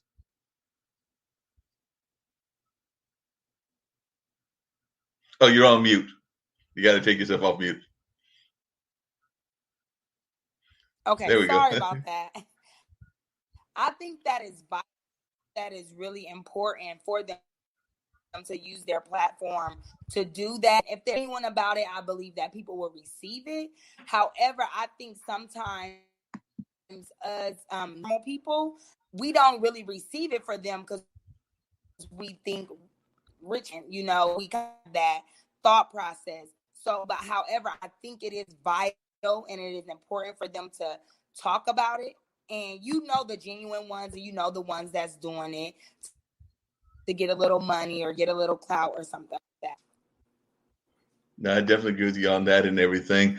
LA, if you can hear me, I'd love to hear your thoughts as well on that regards, because like I said, I know that we're both at WCOM and you're involved in covering sports and also covering just news in general. So I'd love to hear your thoughts as well. Thanks for having me, Mark, on this broadcast. I really appreciate it.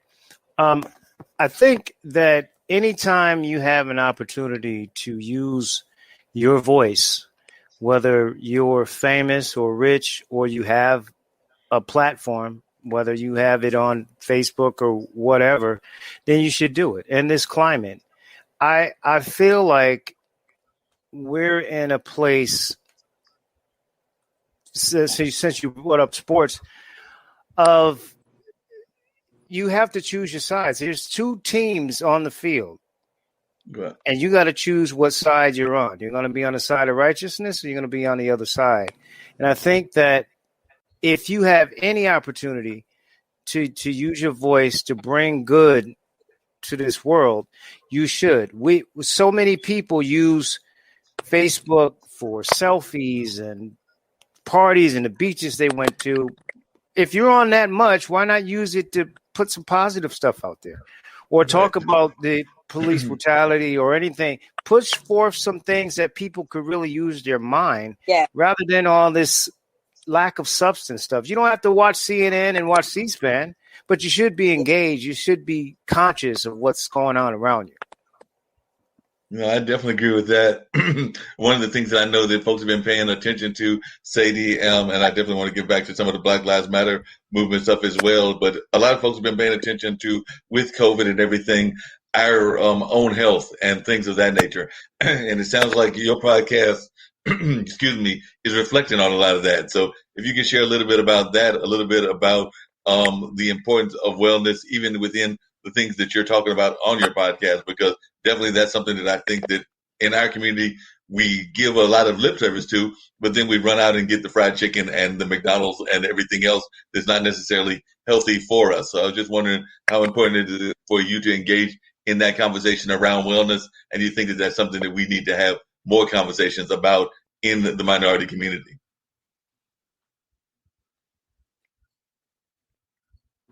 Me or LA? I'm sorry, I didn't hear. Sadie, you, Sadie. That question was for you, Sadie, in terms of really us important doing better because with if our you health and things of genuine that with it nature. and you live.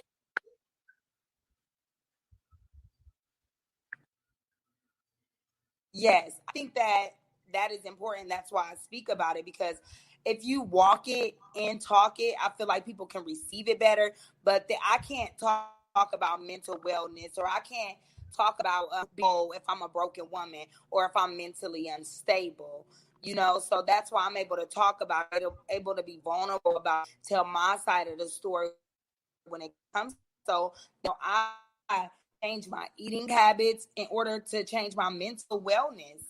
Truly, people don't really believe that. But what we put in our body really determines our anxieties, depression, and a whole lot of other things that we deal with. No, I definitely agree with you on that.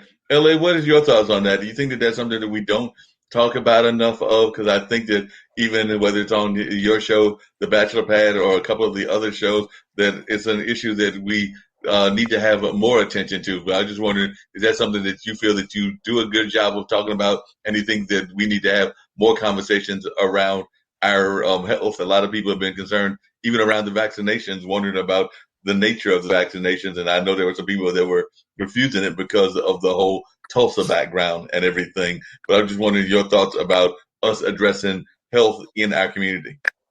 Well, it's no doubt, and it's one of those things that I haven't done the greatest job of lately, but it's something that we'll be going back to. It's funny you should mention COVID and our apprehension in terms of getting the shot because of Tulsa and the Tuskegee experiment and all those different things that we've gone through in our history when we were used as guinea pigs.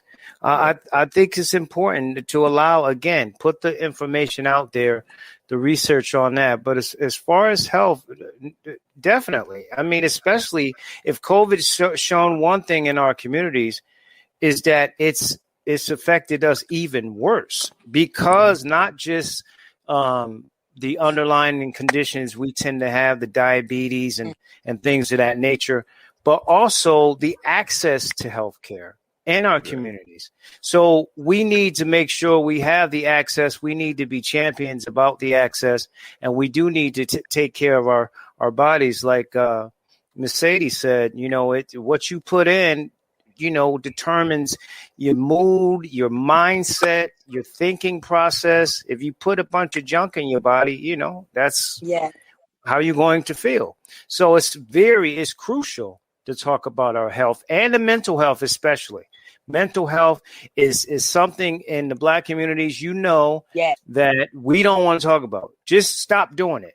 Get over it. Nothing. What's wrong with you? Just stop being bipolar, if you will. I mean, we don't want to talk about that. It's very off limits because you're deemed as being, weak or whatever, based on how generationally we were taught.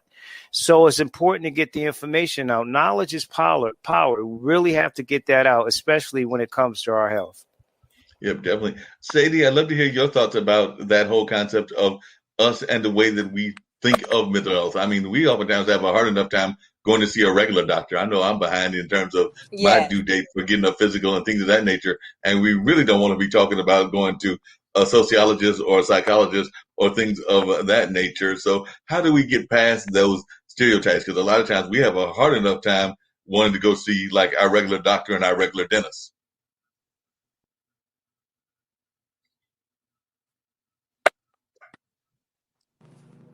So, Sadie, what are your thoughts about that? We get past them by stop searching outside of our self-validation.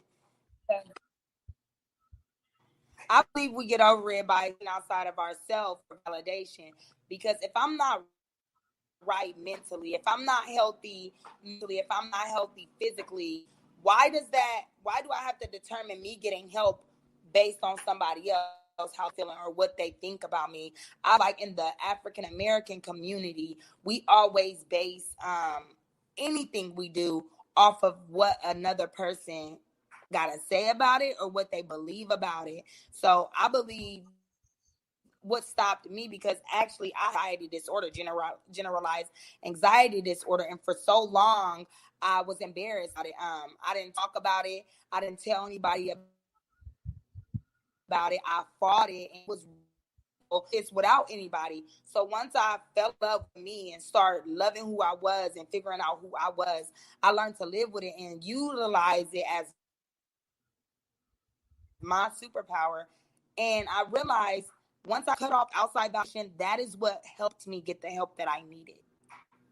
Yeah, it makes a lot of sense. And to both of you, I want to know y'all's thoughts on this, because I think a lot of times we don't even get the kind of support that we need from our school systems. Because I think a lot of times the school system doesn't even deal enough. I remember when I was going to school, you definitely had like the school physical, and I'm not even sure they do that now. And I'm not sure that they do enough of the education around psychology and mental health within our school system. So I'll start with you, Bachelor, but then I do want to hear from Sadie as well. What are your thoughts on that? Do you think that our school systems are doing a good enough job of addressing health disparity and health issues? LA, I'm not hearing you. So Sorry about that. I think the school systems are underfunded and they're overwhelmed. Sort of like the policing in our communities, that they need to have more people who deal with mental health, dealing with some of the confrontations with police, but that's a side thing. But with the schools, especially with us, I think it's a culture thing too, because that's why it's so important. And it doesn't make me, anti-white, but pro-black. It's so important to have our black brothers and sisters as teachers in the school because they can relate better. A lot of times school system will see our kids and they may be fidgety or got a lot of energy and they're ready to put them on Ritalin or something, instead of really dealing with what the issues are or whatever's going on. But I do believe that our school systems are very overwhelmed and not prepared as they should be, having not just a social worker, but having a clinical person, a clinical doctor on call or in these schools to help with these issues because they're real. No, I definitely agree with you on that. Sadie, what are your thoughts as to how we're doing with the school system and whether the school system could do a better job? And I would actually also, as a side part of that conversation, ask if our own institutions can do a better job as well, because I know that sometimes it feels like even our black church isn't necessarily addressing the issues of wellness and mental health and physical health as well as they should, even in some of their sermons and things of that nature. But I'd love to hear your thoughts. I honestly, go ahead. No, go ahead, Sadie. I think actually the school system actually is failing at that, to be honest with you. Because I don't think, like LA said, I don't think they have enough education. I think sometimes they just think the kid is being bad or the kid is looking for attention when really there is something wrong with that child. So I don't think that they are doing a job at all in that area. I feel like they need to bring in a clinical person. They need to, all teachers, I believe it should be required to be trained in that area, especially after COVID, because a lot of children had to deal. That has been very hard. A lot of parents lost their jobs. So now their parents, they watch their parents go through mental turmoil. So now they're going to need, with this upcoming school year, they're going to need some type of guidance, some type of assistance to get through some of the things that they have to deal with. No, I definitely agree with you on that and everything. What about you, LA? What are your thoughts about whether even our institutions, whether that's the churches or our political leaders or others, are doing a good enough job in terms of even dealing with our wellness and our health? Well, you're absolutely right. The both of you, sometimes you can't pray it away. I mean, we have to be, if you're a believer in the scriptures, faith without works is dead. You have to put the work in. You can't just be, coming to church and thinking all is going to be well. It doesn't work like that. And that's another another conversation. But yes, I mean,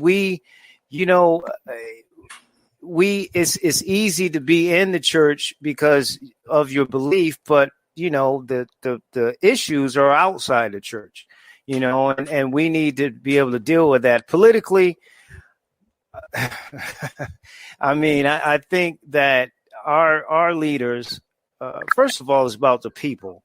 But if you want to call them leaders, these so-called political leaders, the Congressional Black Caucus and all of these people, they all, in a lot of cases, in my opinion, are bought and sold. I mean, they just, the issue that they care about is the issue that is going to be in their best interest in a lot of cases. I'm not saying all, but a lot of them fall short. It's almost like on the other side when you have these shootings and everybody wants to say thoughts and prayers. Half of the people are not praying anyway, but thoughts and prayers sounds good. It's one of those little slogans. So we do the same thing with the photo ops and things. We have failed our kids in a lot of ways. Not just mental and physical, like you said, and our health. I mean, look at the kid that was arrested by a cop. He was 5, put in cuffs. Little girl was 6. She had some sleep apnea and some other stuff. But the cop, how do you handcuff a 6-year-old? Like it doesn't make any sense. And you don't know how traumatized that girl is. So you add in the fact that maybe her parents should maybe get some form of counseling, but if they don't really completely believe in it, what's going to happen to her when she gets older? How is she going to feel then? So, we all have our part to do, and some of us are just failing. No, I definitely agree with you that we're failing on a lot of different regards.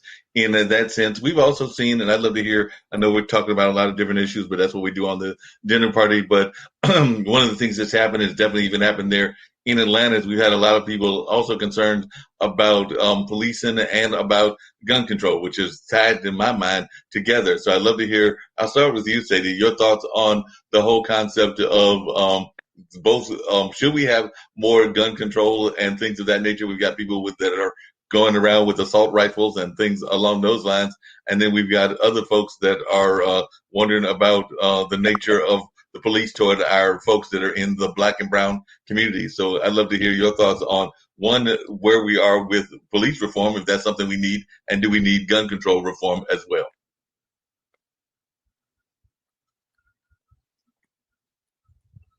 Sadie? That gun control, I believe that, yes, I feel like there should be a mental health screening going to gun or going to register a gun. I feel like there should be a mental health screening. However, I feel like everyone should have opportunity to be protected. For instance, I feel like a lot of things could be stopped, like how people go into banks and shoot, go into schools. If they had protection in there to be able to shoot back, and if they're trained, I feel like it would stop. It would kind of put a little fear in individuals that think they're going to go and just shoot something up. Because now you might die before you can even shoot anyone up. Yeah, that makes a lot of sense. And what about in terms of like even the police reform? I know that's been a big issue down in Atlanta, and I still cannot figure out why some of our police need to have paramilitary equipment and things of that nature. But that's just my thoughts. But I was wondering your thoughts in terms of, do we need to have the police have some of the things that they have in terms of some of this high-powered equipment? Sadie, and then I'll ask LA. Serve and protect. So I believe all the equipment that they have is necessary. I feel like police officers should have better training when it comes to handling the African American community, and because a lot of people in the African American community were raised different. Because I know a lot of individuals that get the police caught on them are probably struggling with a mental health crisis, and then it turned into something way worse. So I believe that the equipment that they have, of course, they should have it because they are meant to serve and protect. There should be training in place when to properly how to and when to properly use the equipment.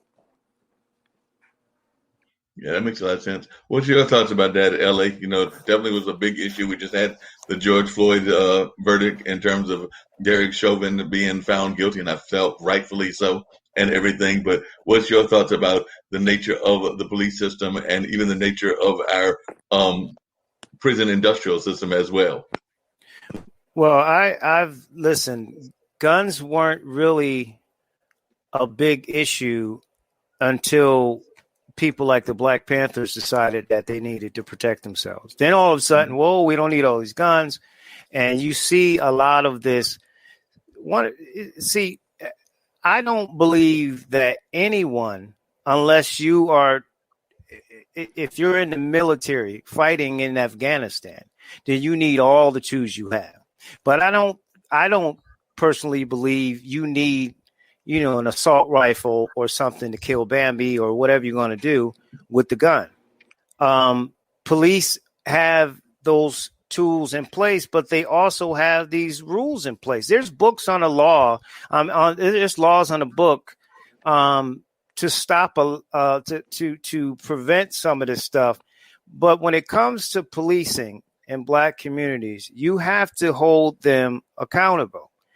So you have to be able to make sure there are more convictions, like the George Floyd case. And by the way, I don't call it justice until I see what the judge is going to give him. He gives him 5 years. For me, that's not justice. They hold him accountable, but for me, that's not justice.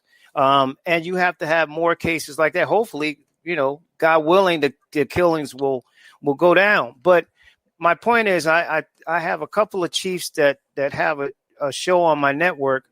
They're Black guys, and they say, look, we got all the rules and regulations on a book, but you can't change somebody's heart.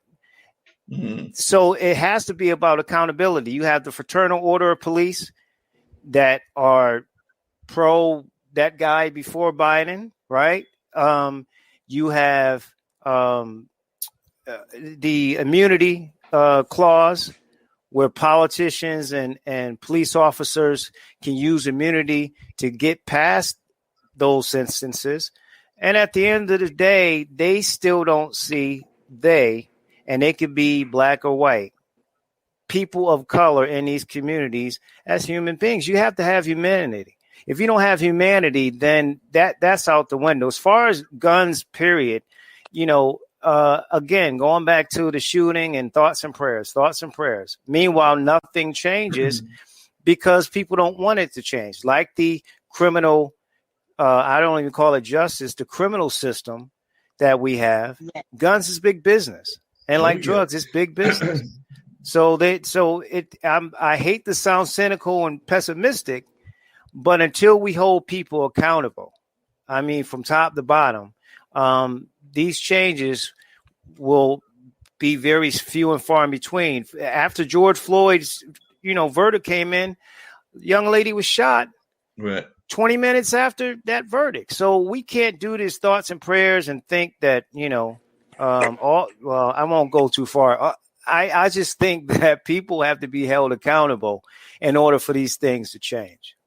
I was having an interesting conversation with some friends of mine, and they were asking me, and I think that if I remember correctly, Sadie, you might have been the first one, if I remember your bio correctly and everything, to go to college and everything. But they were asking me about HBCUs and things of that nature and everything, and wondering whether they were still relevant. And these were some folks in the European community. And I was like, yeah, they're still very much relevant, and we still very much need them. But I'd love to hear both of your thoughts about the importance of HBCUs and whether you think that we need to have schools like, say, a North Carolina Central University or a Howard or a Hampton and things along those lines. So sometimes you got folks in the other communities, including some of our fellow minority communities, that don't understand the importance of the HBCUs and minority colleges. So I'd love to hear your thoughts on those importances to you, because I know there's several of them down there in the Atlanta area. So Sadie?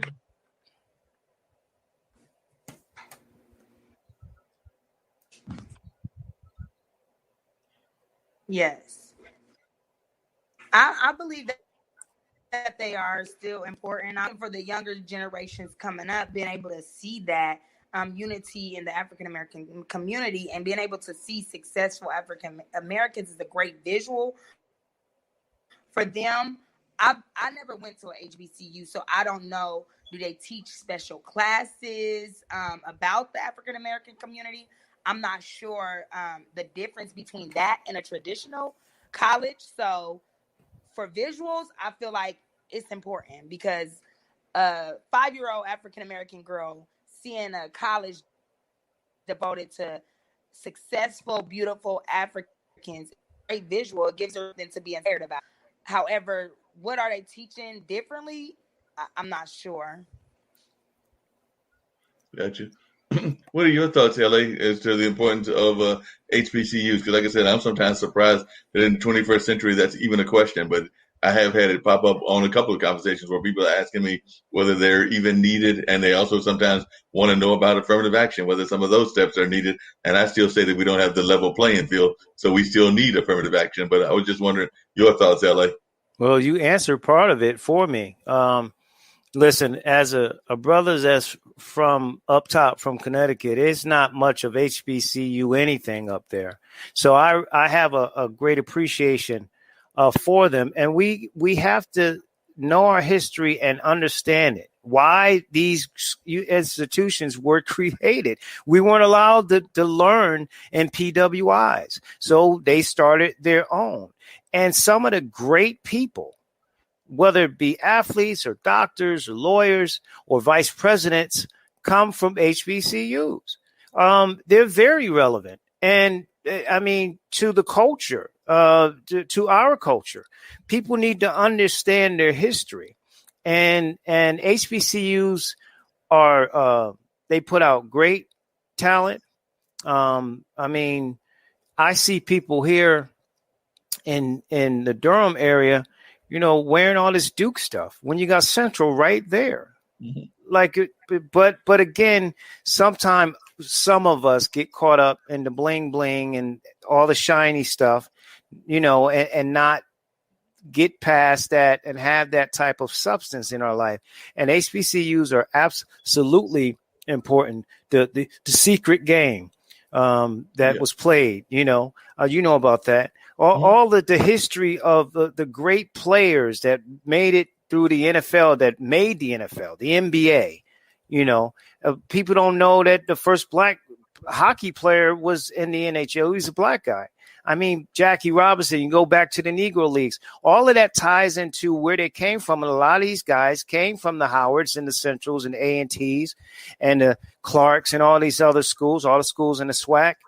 And so it's very important. But, if you're a European, as you call them, you wouldn't understand it. Now, some of them take advantage of the HBCUs, both coaching, teaching, playing. Mm-hmm. Some take advantage of affirmative action, but they don't question that, right? And so when you look at it with HBCUs, I just feel like people need to understand the origin and be able to teach kids. We got to know history, and really the curriculum is different. You're going to get more true African-American studies and everything else in HBCUs as opposed to the PWI schools. No, I definitely agree with you on that and everything. Sadie, how important do you think it was for you to see, actually LA just referenced her and everything, but how important do you think it was to see, and even some of the folks in your generation, to see Kamala Harris win the vice presidency and to get that power position and everything? So as an African-American woman, how important was it for you to see her get that role, and what kind of significance does it bring to your own career?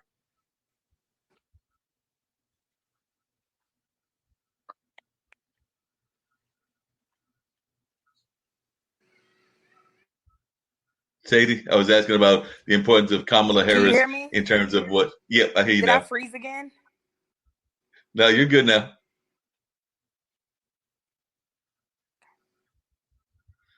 Yeah, I was asking you, Sadie. So if you just say what the importance was. I believe that was awesome to me. Very educated, really pretty, soft woman that got elected for that. That was amazing. What I did not really like about it, I'm a person where I feel like when I hear first African American woman, first African American man, that really saddens me because we're in America where they say we have the freedom, but why are we still in 2021 the first African American vice president, the first African American win trophies and all? I don't understand it. However, it was huge to me. It was great. I love for my daughter to see it. I loved how all the African American women came together. They wore chucks, they wore their pearls, and amongst African Americans,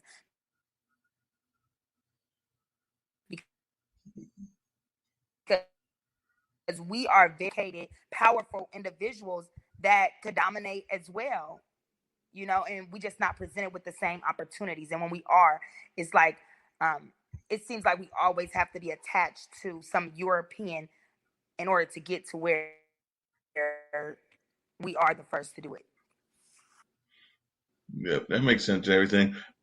LA, one of the other things that's come up on this network that sometimes shocks people, we've actually were talking about that in our news show earlier this morning and everything, was the fact that, as Sadie just said, we're one of the top countries in the world, still considered one of the top countries in the world. But there are folks even in the United States that face poverty and face a lot of issues of disparity in terms of class and in terms of there being a great divide in that regards as well. So I'd love to hear some of your thoughts as to why into the 21st century America is even having folks into that poverty kind of situation and all of that, because we've got way too many people in child poverty in my mind, but I'd love to hear your thoughts. Well, it's just as a reference, there are more guns in this country than any other exceptional country on the planet. I just wanted to add that. But look, people, the other side, I call it, they don't want it because they want to keep their power and their status. And even a lot of us, we have this crab in a barrel mentality. I got mine, you go get yours, instead of mentoring and training and helping people get up. But I hear so many people talk about, first this and first that in 2021. Someone asked me, this guy said, well, I'm sure you only voted for Barack because he was black. I said, yeah. And he's got great policies. We've had a history of people that don't look like us. Now we finally get one. Of course, we're going to celebrate. The same thing with Vice President Harris. But the point is that this country wants to keep power and wealth to themselves. Right. No one, if you look back to this past campaign with all the politicians on both sides, they always talk about the middle class. $12,500 is considered middle class in this country. So what about the poor? They never talk about the poor. I know people that have two jobs, paying their bills, and still have to go to a shelter to eat because they don't have no more money, or they choosing food over their medicine or medicine over food. No one talks about the poor. If this is the richest and so-called greatest country on the planet, there should not be anybody homeless and there should not be anybody poor. But because the agenda, poor doesn't make money, right? Incarceration for the poor and disenfranchised and those of that ilk makes money. But bringing people up from poverty to middle class, and I still don't know what middle class is, it's not lucrative for them. So that 1% up there want to keep that 1%. They'll help a little people along the way, that old Reaganomics trickle down thing. But at the end of the day, they don't care about the poor. They care about themselves. With us, it's a crab in a barrel mentality. With others, it's like, certain people in this country, Europeans, if you take away their power or their money, they're either going to kill you or kill themselves. I mean, that's the real talk about it. They want to keep their power. And so people don't care about the poor because the poor is not a moneymaker. Yeah, that makes sense. Sadie, along those same lines, I'd love to know your thoughts about how the poor are being treated, or how you feel the poor are being treated from a young perspective. But also, do you think that our black middle class is doing enough as well? Because I know historically there have been incidences where the black middle class has sold out. I mean, we can even look at some of Durham's history and see where they have sold out in order to make some gains of their own, but not necessarily help those that are below them and all of that. So I was wondering your thoughts about poverty, and also, is the black middle class doing enough?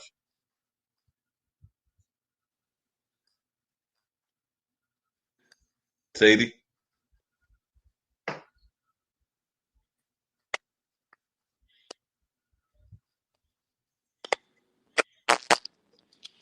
I was just talking to my sister about that because she was saying, can you hear me? Yes. Yes, we hear you. Can you hear me? Yes, we hear you. You were saying you were talking to your sister? Can you hear me? Yes, we hear you. You were saying you were talking to your sister. Can you hear me? Sadie, we hear you. No, what's going on? Yeah. No, we hear you. We were hearing you. You were saying I that was you were just talking to my sister about the poor in a because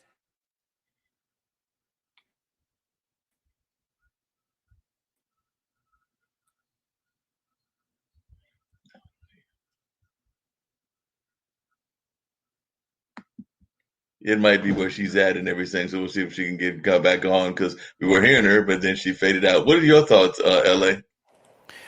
Thoughts on The black middle class and whether they're doing enough in that regards? Because definitely, I don't think that the black middle class always does enough in the regards of actually participating and all of that. So I want to know your thoughts. Oh yeah, I definitely agree. Like I said, is that I have mine. You got to get yours. One of the issues in our industry is that you see a lot of selfish folks.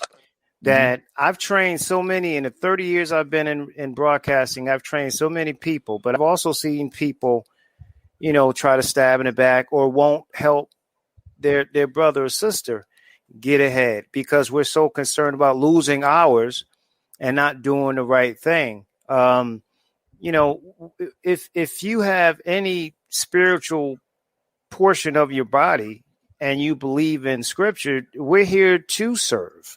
Mm-hmm. And the poor is a big part of that.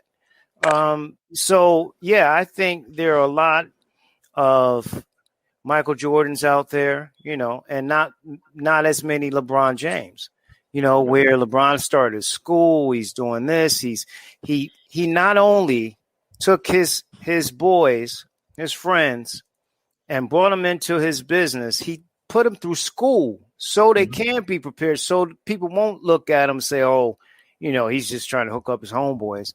As opposed to a Michael who says Republicans buy shoes too. I don't want to get involved with this. I don't want to have a voice in this. Just buy my sneakers. And by the way, people were killing themselves over his sneakers when they first came out. So those are just two opposite ends that when you look at, and they're certainly not middle class, right? But it's definitely two opposite ends where you look at it, where we are very vain and very selfish instead of being what we're called to do, which is selfless.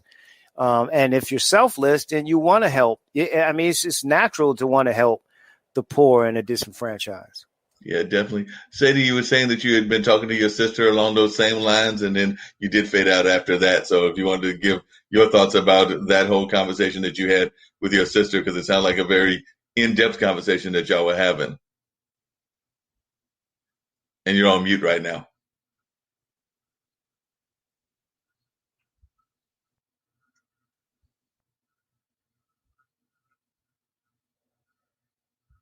You've got the computer on mute. Yeah, you got to take it off of mute. There we go. So what were you saying about the conversation with your sister?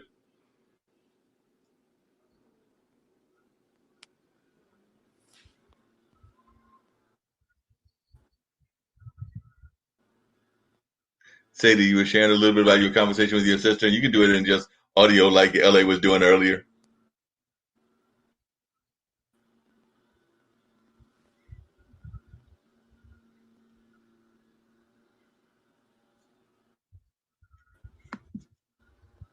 Well, she's getting that together and everything. What would you like to see the middle class do better, LA, just in the sense of how they can do a better job? You use LeBron as an example. What are some of the other things that you'd like to see done in that regards? I like us to get more engaged in education. I think everything starts with education, especially in this climate. Making sure that we start or be a part of mentor programs. I mean, we used to do that, and now it's just, we're too busy for this, and we got this going on, and we're busy building our wealth. But it's so many people that you could bring along to teach those things. But just again, having that village, that rate to raise a child type mentality. It doesn't make a lot of sense for people, and I go back to that word humanity, for people not to want to care and help others that are less fortunate, especially if they're poor and they're trying, they want to do, they're looking for the answers, they're working hard, they're going to school and raising kids and doing, trying to get at that. But again, it's not profitable. And I hate to say it like that. It's not profitable, even in some of our middle class communities, to help. And when you see that, these are also the same people that don't believe in Black Lives Matter. They don't believe in they believe, there's only a few bad police, bad apples, and things of that nature. Part of it is a defense mechanism, and part of it is the fact that they just don't want to get involved. That's not my thing. I don't have time for that. I'm trying to build take care of my little family right here. I don't have time to be helping other people out. And helping can be in any shape or form, as you know. So again, it's more of a deliberate way of thinking rather than any of the excuses that people can make. Not just here in Durham, but around the country, a lot of times folks get caught up in that whole public PACs, the public action committees and things of that nature. Sometimes folks will only vote according to what the PACs tell them, and not just the PACs, but also some of the organizations like the NAACP, the Urban League, definitely the AFL-CIO, and things of that nature. What are your thoughts, LA, when you hear folks that'll tell you that they're going to go vote, but then they're only going to tell you that they're going to vote according to what somebody's slate was that was given to them and things of that nature? Because I do know that that's another thing that sometimes happens in our community is we got a number of PACs, it's definitely here in Durham, but it's all throughout the country. And folks will definitely tell you, yeah, I went and voted, but if you ask them who they voted for and why, they'll tell you that, such and such organization gave them a sheet of paper and they voted because they were told to vote in that direction. So what are your thoughts when you hear people say that? And unions and other organizations do that as well. Politics is local, and right. Politics should be close to your heart. It's what you believe in that you want your candidates to represent. So again, in our community, I think that's so much of a big problem for us. Because if you don't get involved, if you're voting because your cousin said, oh, you need to vote, or your pastor said you need to vote, or whoever told you, instead of you using your own mind that God gave you and doing the research, because, we're in the world of the internet. You can find anything on any platform about anybody if you want to. So let's not be zombies. And let's vote our conscience. When we don't do that, we get bad police chiefs, we get bad cops, we get horrible judges. That's a huge one there. that want to just throw us in jail and stuff like that for disproportionately to our European counterparts. We get all the things that the bad things. The one thing we have to understand, and other people need to understand, that black folks are law abiding. They want nice schools, nice neighborhoods, good policing, everything that this country is supposed to stand for. So if we don't vote our conscience, but we vote in some kind of pack, I mean, then you get what you ask for. And that's why a lot of politicians take our vote for granted, because we vote straight ticket. We vote, it's like in Carolina, when a kid is born, they say is with a basketball in his hand, like they own it, even though basketball started in Kansas. It's the same thing with black folks. When you're born, you're a Democrat. And I'm not saying I'm not or anything, but if you're going to go down the line for some organization or someone told you to do, and you don't do the research, then this is why we're in situations in some communities that we are right now. Now, I definitely agree with you on that and everything. I want to see if Sadie's able to talk about her sister and everything. Sadie, are you still there with us and everything? And if so, if you want to share that story about your sister and what she was saying about politics, we'd love to hear that. And if not, then I might bring in some of the advertisements that we got about some of our upcoming shows and everything. And then we also have another part of the online dinner party, which is kind of like a semi-quiz trivia thing that I do as part of it towards the wrapping up part as well. But Sadie, are you still there? And if so, can you share that story about your sister?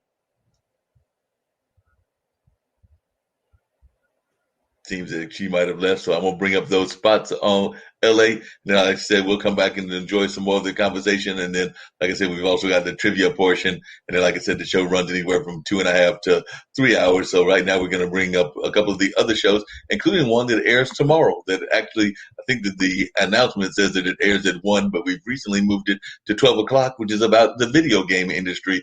And that's the one that my friend Jacoby does. And I think you know Jacoby, because Jacoby is also the voice of the Bulls if you ever go to a Bulls game and watch the on-the-field antics, not the play-by-play, but the on-the-field antics, because he does the announcing for that. But this is a show that he does called Gamers Den that I'm part of as well.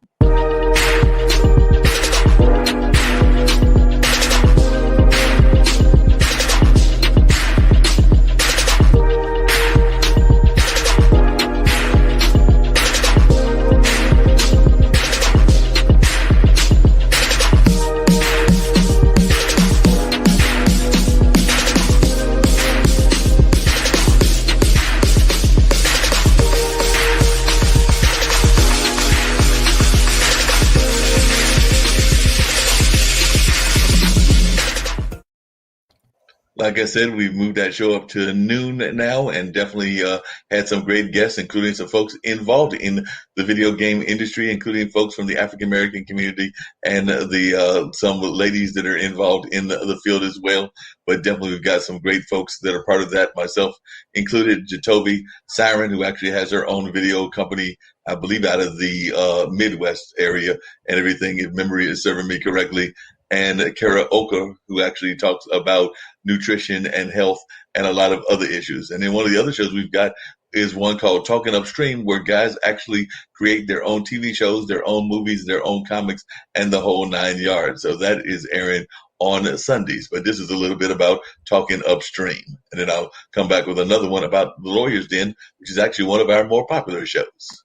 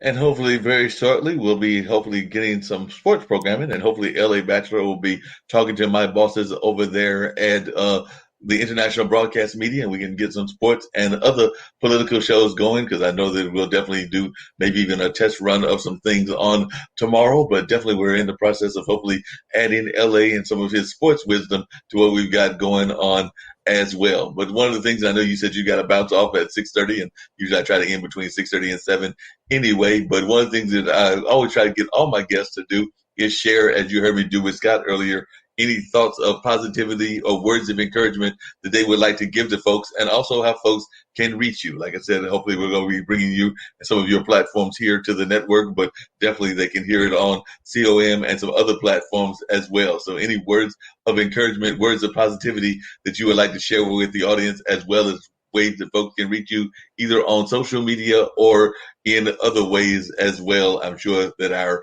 listeners would love to hear that. I'd like to say thank you to you, first of all, for having me on. I'm truly appreciative of you allowing me to come on your airwaves. I would say, if I look at my life and my career, it's about failing and getting up. I mean, you can't be successful unless you fail, unless you try. So don't give up, whatever you're doing. Do the research. Stay conscious. I don't like to say stay woke, but stay conscious of your surroundings, of this earth, of this country, of what's going on, especially Black and brown people, especially if you have kids coming up in this climate where it's a lot of people who are not very nice, I'll say. Right. But stay positive as much as you can. I would say, spiritually connected would be, a good thing. Definitely know who you are. And for Black people, just, some of us have a self-hate gene, and we got to love ourselves individually and as a people. If we don't do that, again, it's the crab in the barrel type of mentality. And we'll take 2 steps forward and 5 steps backwards all the time if we can't love one another and communicate with each other and be there for each other as much as we possibly can. I'm not saying not be practical about it, but definitely be conscious. That's really my word.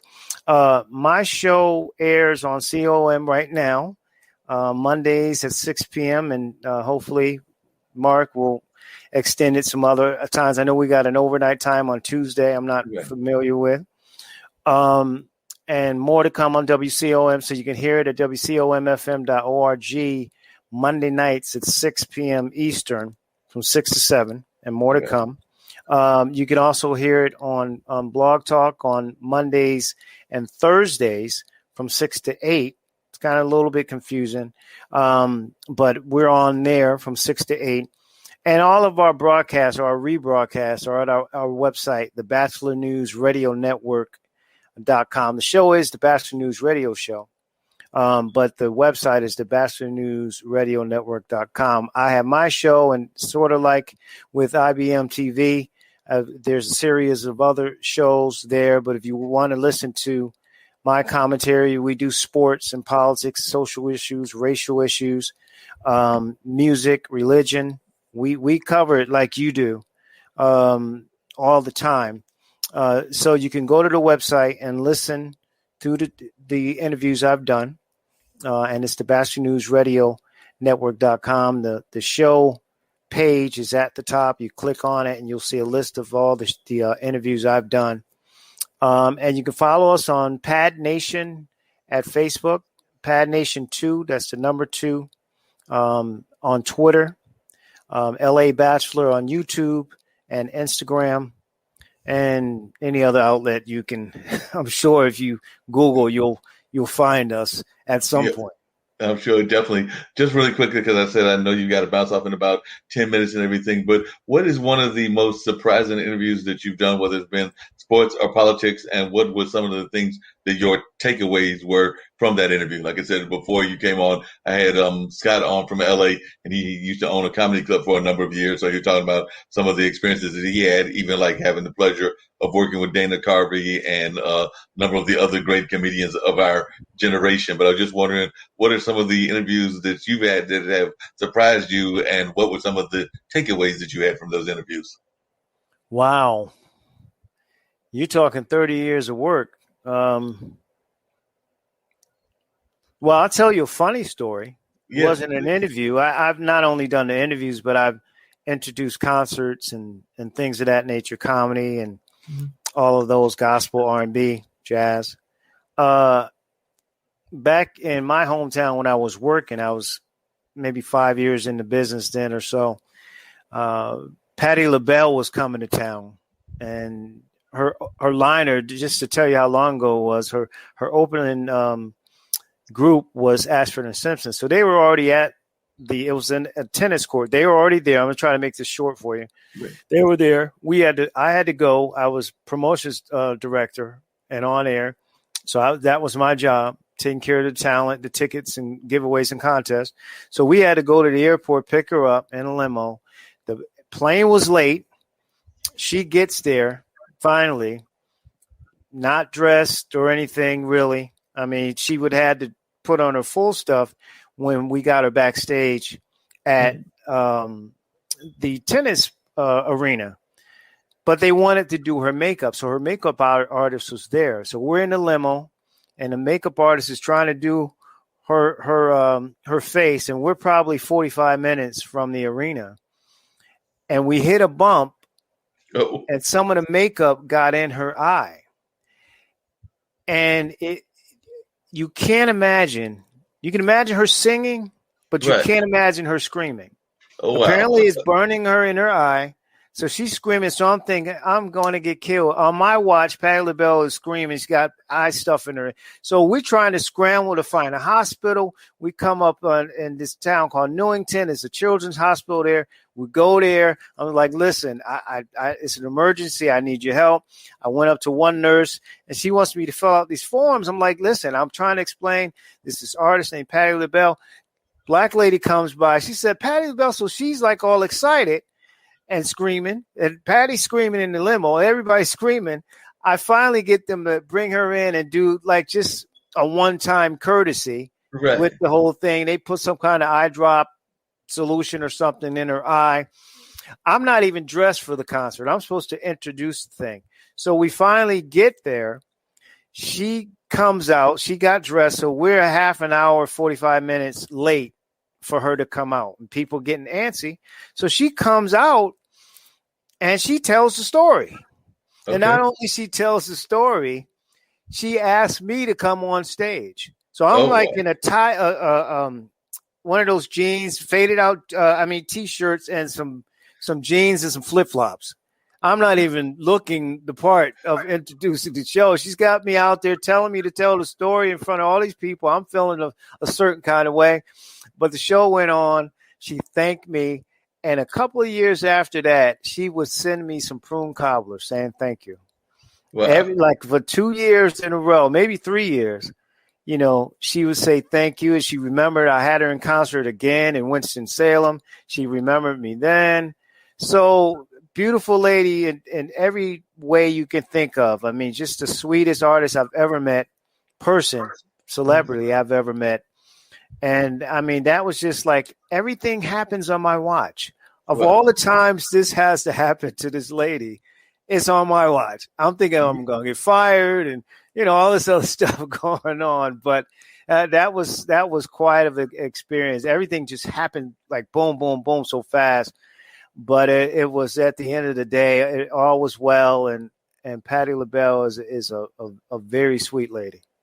It sounds amazing. Like I said, I know you got to bounce in 5 minutes, but do you have any similar stories out of the sports world? Because I know that you've definitely been involved in the sports world as well. So has there been any sports people that really impressed you the way that Patti did, or any kind of stories that you have out of that avenue as well?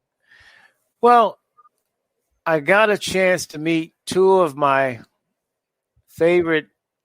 There's only really been two people in the sports world, at least, I've been in awe of because I was fans of them, and that was Mean Joe Green. I'm a Steelers fan, if you can see it behind you, and Dr. J.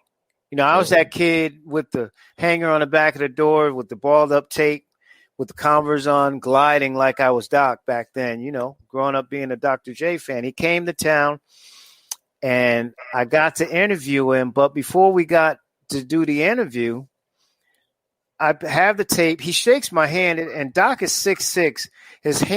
My hand was drowned. So I'm like this legendary guy I'm about to do the interview with. I got all my notes and questions, which I normally don't even do. A lot of times when I'm doing interviews, they just kind of comes to me. But with him, it's like, oh, I have to be prepared. Yeah. So we go through this. I'm all prepared. I'm hyped up. I could do this. Go through the whole interview, and he's giving me some insights, and he was still playing. No, he wasn't playing then. But he hadn't been retired as much. And of course, Jordan's name came up, and some other people, Barkley and people like that. So he talked about that and his mentors, Connie Hawkins, and these guys he played with, and get to all the interview. And I say, thank you so much. I really appreciate this. And I would have asked you for my autograph, but I'm sure he said, no, I'll give you an autograph. No problem. So he gave me an autograph. I wasn't supposed to do that. Got the autograph, get up. And thankfully he was still in the building, because I went down the hall to see what it was like, and I never started record. I didn't hit record at all. So you did the whole interview and you hadn't recorded anything. Not one thing. And thankfully, his handlers were kind of,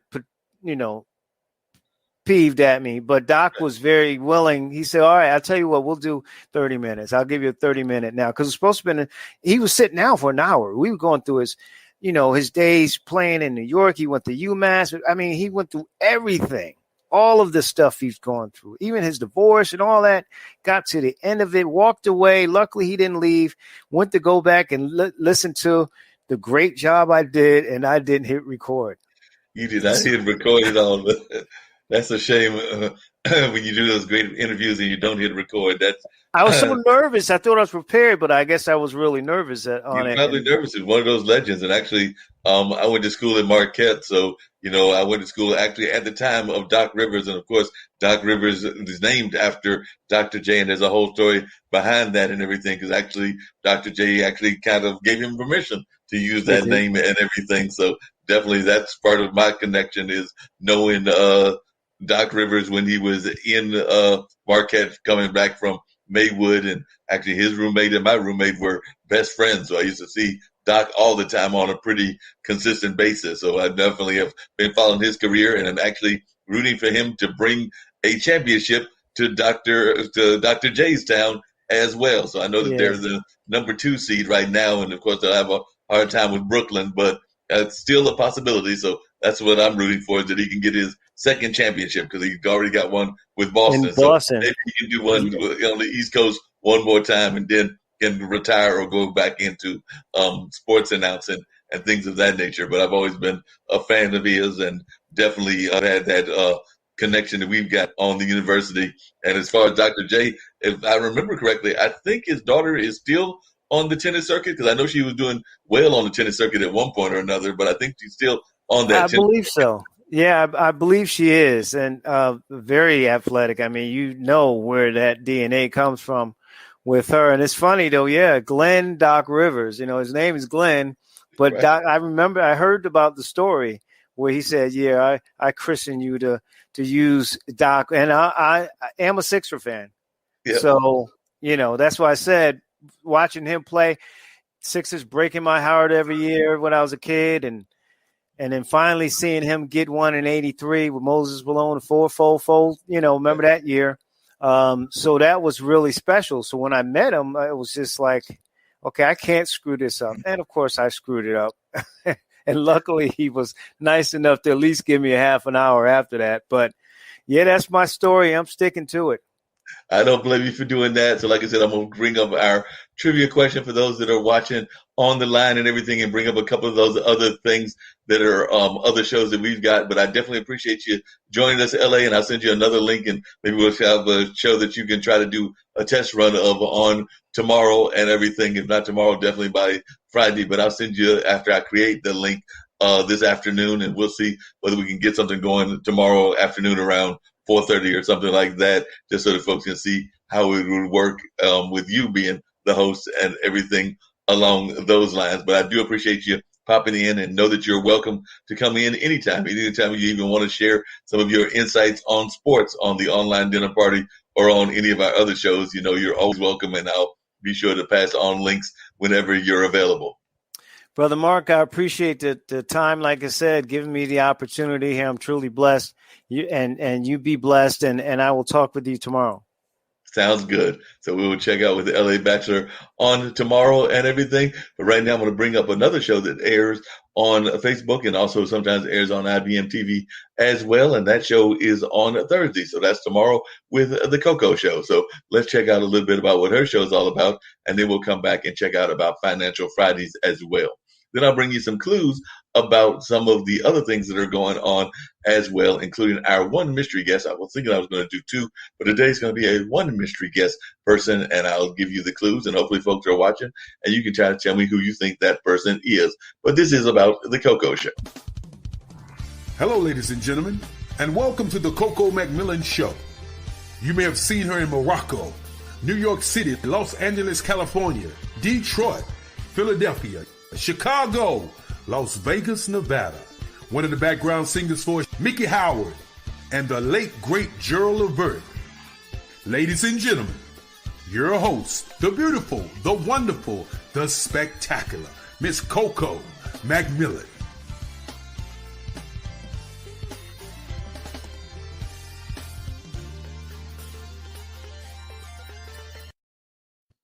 And like I said, that airs Thursdays at 6 o'clock. And of course, we always have shows dealing with finances as well. So let's see what the Financial Fridays is all about.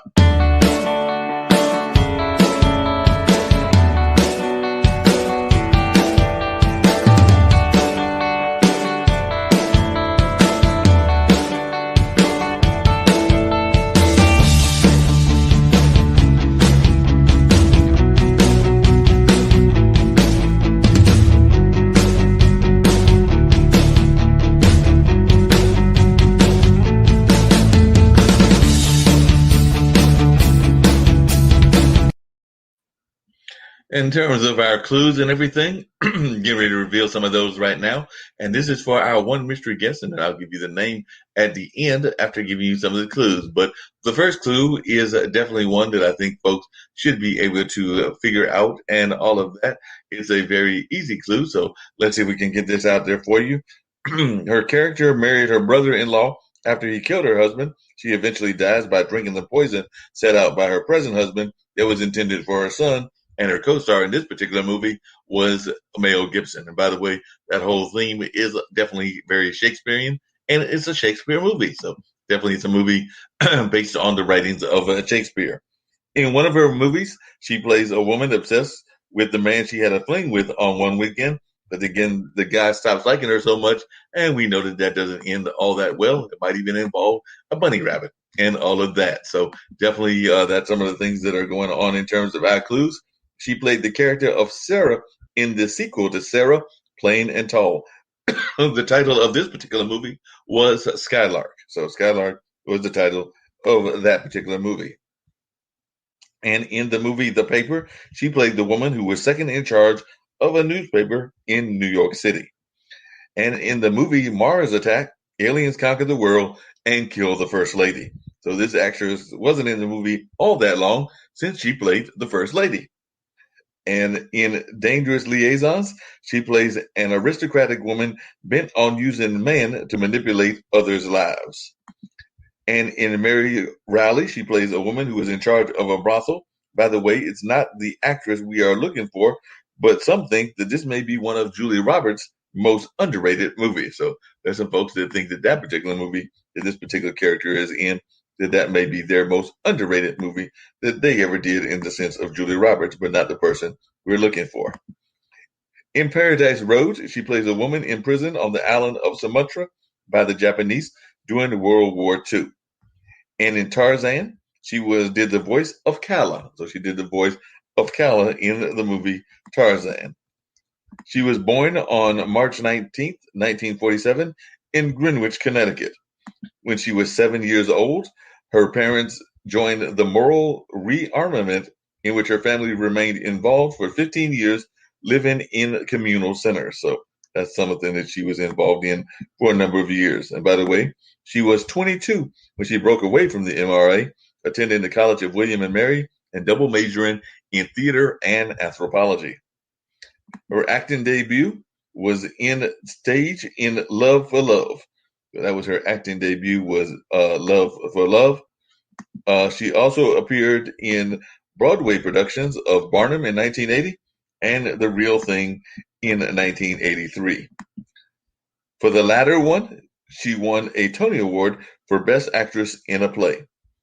And she made her feature film debut in The World According to Garp. So that's where she made her feature film debut. And playing Patty Hughes in the FX drama series Damage, she won a Golden Globe Award and 2 Emmy Awards as well. And if folks were looking very closely, they could have figured out the person and everything, since I was a little bit slow on the draw. But hopefully folks were not paying that close of attention and that they can still try to guess who the person is. In her lauded career, she won the 2 more Golden Globe Awards, one for the 2003 television series The Lion in Winter, and another for this year's The Wife. So she won for this year's The Wife and everything. And actually, I think that was a letter year and everything. So it wasn't actually the year of 2021. It was actually earlier. And I just forgot to put the actual year that it was in. She is also a trustee of the Wildlife Conservation Society. And by the way, she's also known for being involved in a number of issues as well. So she's definitely been involved in a number of issues and has definitely done a lot of work in the issue field as well. So that's something about her, is that she's definitely an activist in a lot of ways as well. Her highest grossing starring role worldwide comes from playing Cruella Devil in 101 Dalmatians. And her Best Supporting Actress nomination for Hillbilly Elegy was her 8th, and she still has not won an award for the Oscar. So she still hasn't won that award and everything along those lines. One of the quotes she said was, "The best thing I have is the knife from Fatal Attraction. I hung it in my kitchen. It's my way of saying, don't mess with me." And I think a lot of folks will not be trying to mess with her in the least bit. And she also said, "Acting to me is about the incredible adventure of examining the landscape of human heart and soul." That's basically what we do. And she also said, "Love makes no sense at all. It's the most powerful and amazing force in the entire universe." And another thing she says, "It always amazes me to think that every house on every street is full of so many stories, so many triumphs and tragedies, and all we see are yards and driveways." And I couldn't agree with her more, that we need to see probably more than the yards and driveways and all of that. And by the way, at this year's Oscars, she won a lot of respect from music fans by dancing to the EU classic go-go hit, "Da Butt." So that was one of the things that she did as well, and that might be a giveaway as to who this particular person is and all of that. So if you got any ideas, if you want to try to email me between now and let's say 7:15, it's now 6:38.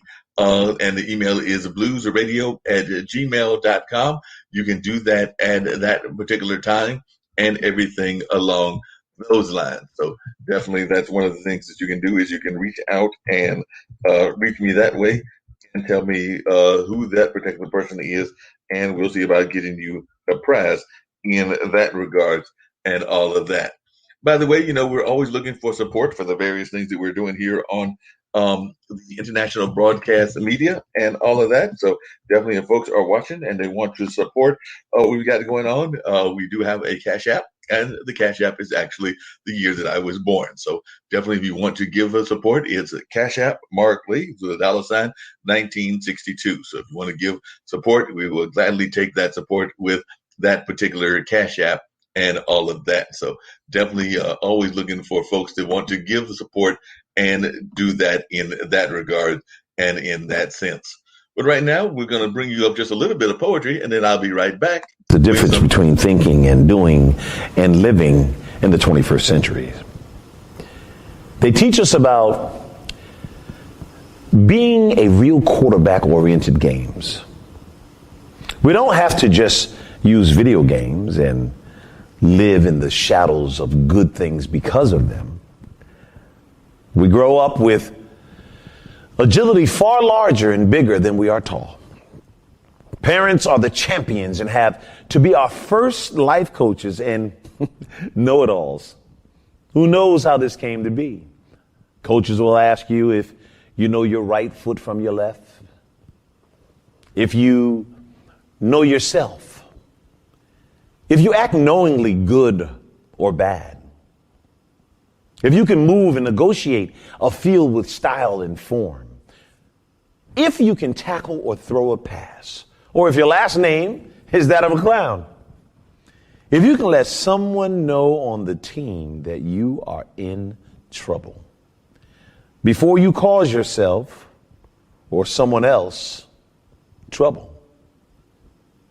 If you are ready to learn teamwork or aware that you started out today with your pants down or your sportsmanship was left on the kitchen table, if you know the social studies, the alphabets, science, music, characters, and the stats and the numbers of a great student player eligible to stay on the team, and if you know the poise of great athletic champions and their scientific attitudes that are historical or music to us now, if you have the swag of the game, the discipline, the performance, and artistic form down pat, and if you have the style of gymnastics that the sport has with life, if you have the work ethic and determination to make it all seem easy and not a game at all, if you have the knowledge of all the above, or you don't know things like this even make the difference. I think that when it comes to the importance of parents and their field and self-knowledge, wisdom, virtues, and courage, their teachings, love, respect, care that they illustrate on the field and in the grind of life with their actions and their ideas, experiences, muscle, and strategic magic and skills wrapped around us with their priceless love. For their verbs to be that make us winners in this hard and fast third century that without them, kids and adults, athletes could hardly see or do anything at all. Parents teach us the difference between playing video games and playing on the field. Parents teach us how to be champions. A huge hug should go to parents, coaches, and parent-like community people who have love on the field for you and who are champions for your life, both in and out the games. Well, that was some great poetry, and I understand that's from my friend Calvin Anderson, and definitely that was one of his buddies. I believe it was the guy Thorpe that actually did the rendition of it and everything, but definitely some amazing work and all of that. By the way, if you're wondering about the top companies of 2021, Tech Titan, Amazon, and Alphabet took the top 2 slots on LinkedIn's 2021 top companies list, a data-driven ranking of the 50 best companies for career growth in the U.S. Healthcare companies like United Health Group and CVS appear this year, reinforcing the industry's pivotal role in 2020. The list also highlights other companies that served us through the pandemic, from real estate firms like Keller Williams and Realogy to shipping services like FedEx and UPS. What's more, all 50 companies are currently hiring. So it looks like there might be some opportunities for you to work for one of these 50 companies as well. So definitely we're seeing a lot of these companies, and I think that if you look through them, you might find some interesting names and everything. Definitely folks were talking about how a lot of folks are seeing a lot of great companies in everything. So definitely LinkedIn gave their top the 50 best workplaces to grow your career in the U.S. And like I said, there were a number of great ones in there, and we may explore some more of that on a later edition, and we might bring in some people from those companies and everything. By the way, we've got a lady that's very much involved in a Shopify, that being Veronica Jeans, and she's been on a couple of times, but she will be glad to know that the e-commerce giant Shopify reported higher than expected first quarter revenue of the U.S. with 988.6 million compared to the U.S.'s 470 million during the same period last year, being in Bloomberg reports. At the same time, gross merchandise volume, the measure of product sales flowing through the platform, was US 37.3 billion. Following the report, Shopify shares opened up at 4.5%, signaling strong momentum for the year ahead. Shopify has a positive outlook, expecting in the first quarter to contribute the smallest share of full year revenue and the fourth quarter to contribute the largest. So definitely looks like folks that are involved in Shopify, like our good friend Veronica Jean, will be quite pleased with the kind of reports that you're getting and all of that. But you might be trying to figure out why your popcorn is getting so pricey, and it does look like that's been something that's going on as well. So the price of food is soaring, and it could soon translate to higher prices on grocery shelves globally. Axios noted that the price of corn, a staple commodity, has risen over 40% since the beginning of the month as the pandemic has tightened labor supplies and bad weather knocked out crops. Traders of commodities have also driven prices skyward. Companies like Coca-Cola have already said they will be raising prices on the back of higher commodity costs. So definitely that's something that folks will be paying attention to and all of that. So definitely a lot of things are going on in the economy and along those lines. By the way, it looks like Croc is taking another victory lap, and it looks like Uber might be offering free vaccine rides. So let me check into both of those stories as well. Crocs are having a banner year as remote work, celebrity nods, and the relentless rise of athleisure clothing has boosted sales to new records. A frequent symbol of derision, the foam shoe company, once famously sported by celebrity chef Mario Batali, has become mainstream kitsch with celebrities like Justin Bieber, Post Malone, and Bad Bunny collaborating with the brand and giving it viral appeal. According to the BBC, the Colorado-based brand is planning sandals, custom shoes, and an expansion in Asia to buoy sales and future growth. So it looks like that particular company is doing well in that sense and all of that. Now let's hear what they've got to say about Uber and everything. It says that Uber is making a push to provide low-income, high-risk communities access to COVID-19 vaccine. The ride-sharing giant announced people can now book vaccine appointments and receive a free or discounted ride through their app, according to The Verge. Uber follows in the footsteps of other companies in helping with vaccine distribution.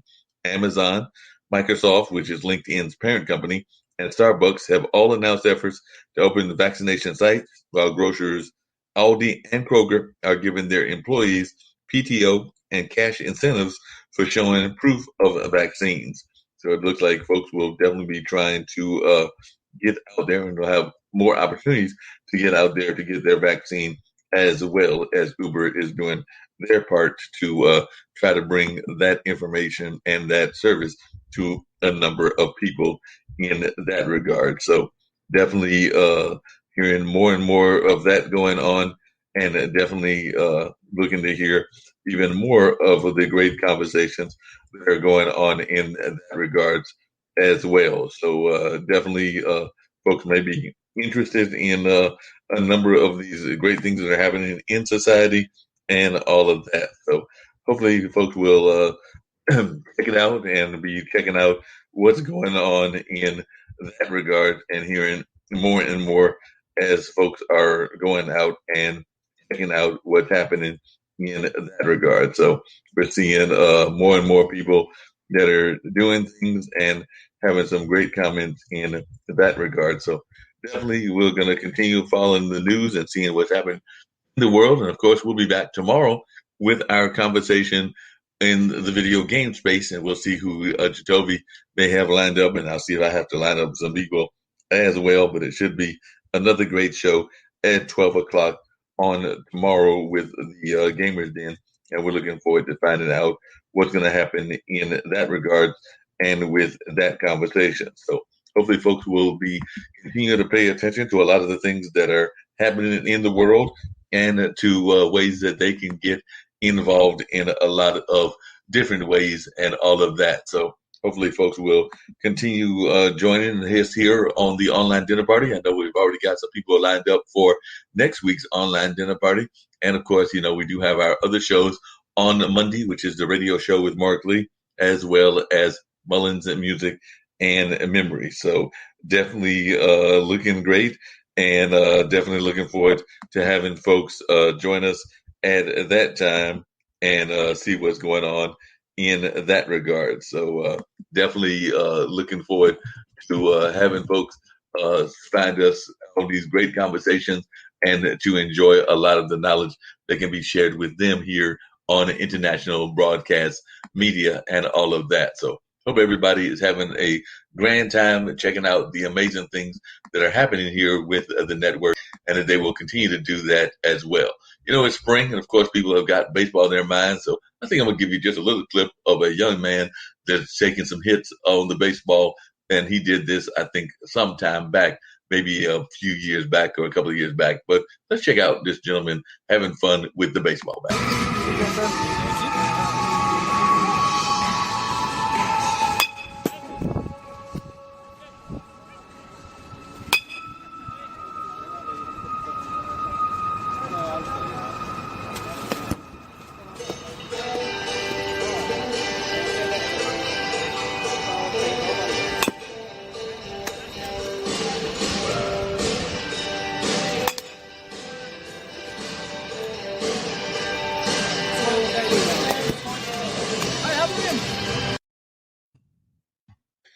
Yep, some great situation there with the baseball bats and everything along those lines. But let's check out once again about Gamers Den.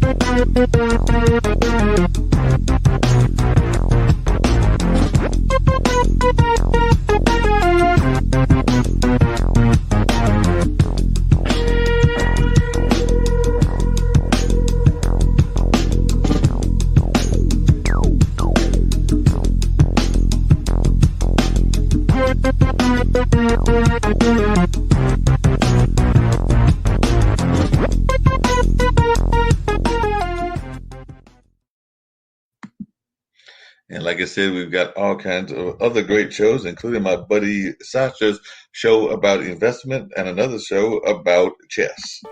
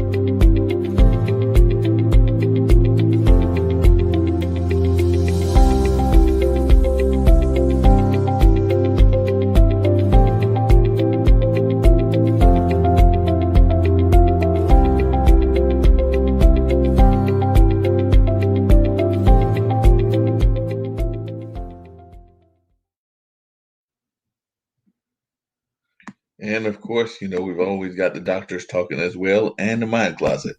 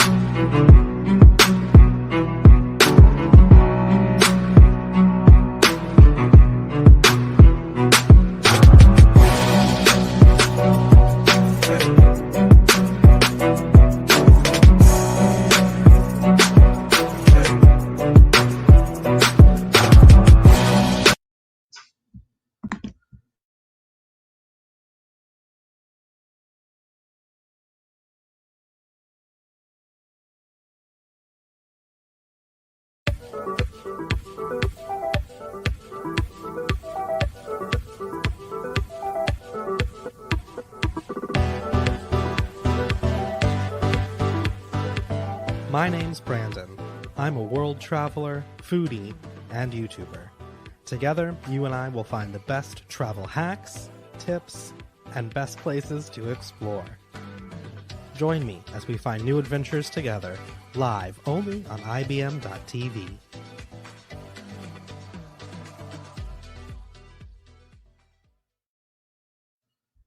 And that's actually IBMTV.TV with the International Broadcast Media Television, but IBMTV.TV should be the correct way that it's addressed and all of that. But let's check out about one of the guests that Miss Barbara Smith had, as well as a little bit about Barbara Smith herself. Charles Gates here, host of Local Legislator Live at 11, where we air most Wednesday mornings at 11 a.m. on both Facebook Live and YouTube Live. We have two purposes at Local Legislator Live at 11. This is a new product that we're putting out, and I want to introduce it to you today.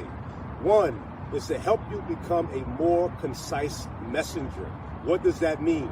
That means stop rambling and being able to share your message and share that message with 12 words or less. Number two, be a better deliverer of that message. Deliver with power, deliver with energy, instead of sending people to sleep. If that is you, come see us, reach out to me at Let's Talk 1031 at gmail.com. We want to see you. Again, that email is Let's Talk 1031 at gmail.com. We've got the answer for you because we want to make you the best you can be. Come see us. Take care.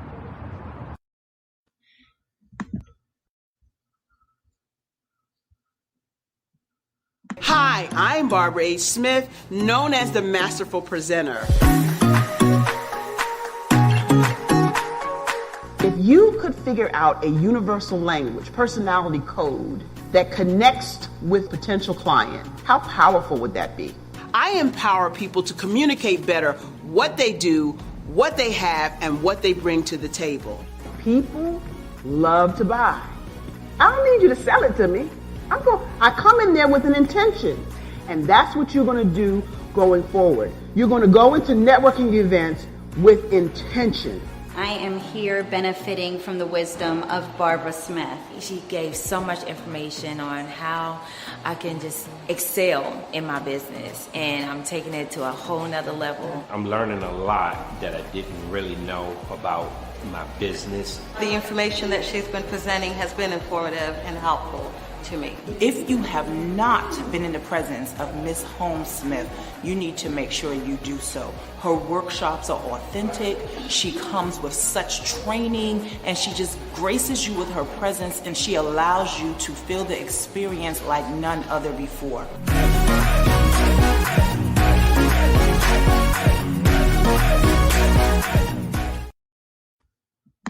See, being in business, regardless if you're a minority business or any type of business, is about connecting. It's about hearing new information that can drive you forth. It's more about coming together with people with like minds in order to make your business grow. You don't wake up wanting to be mediocre and just do just enough. You want to excel. You want to be a master in your craft. You want to take it to the next level. So it's not going to happen by accident. So you have to be mindful and think of what can I do today to help take me to the next level. The truth is, your life will only change when you get new information. Your life will only change when you move forward with another level of thinking. This expo is about new information and moving your life to another level.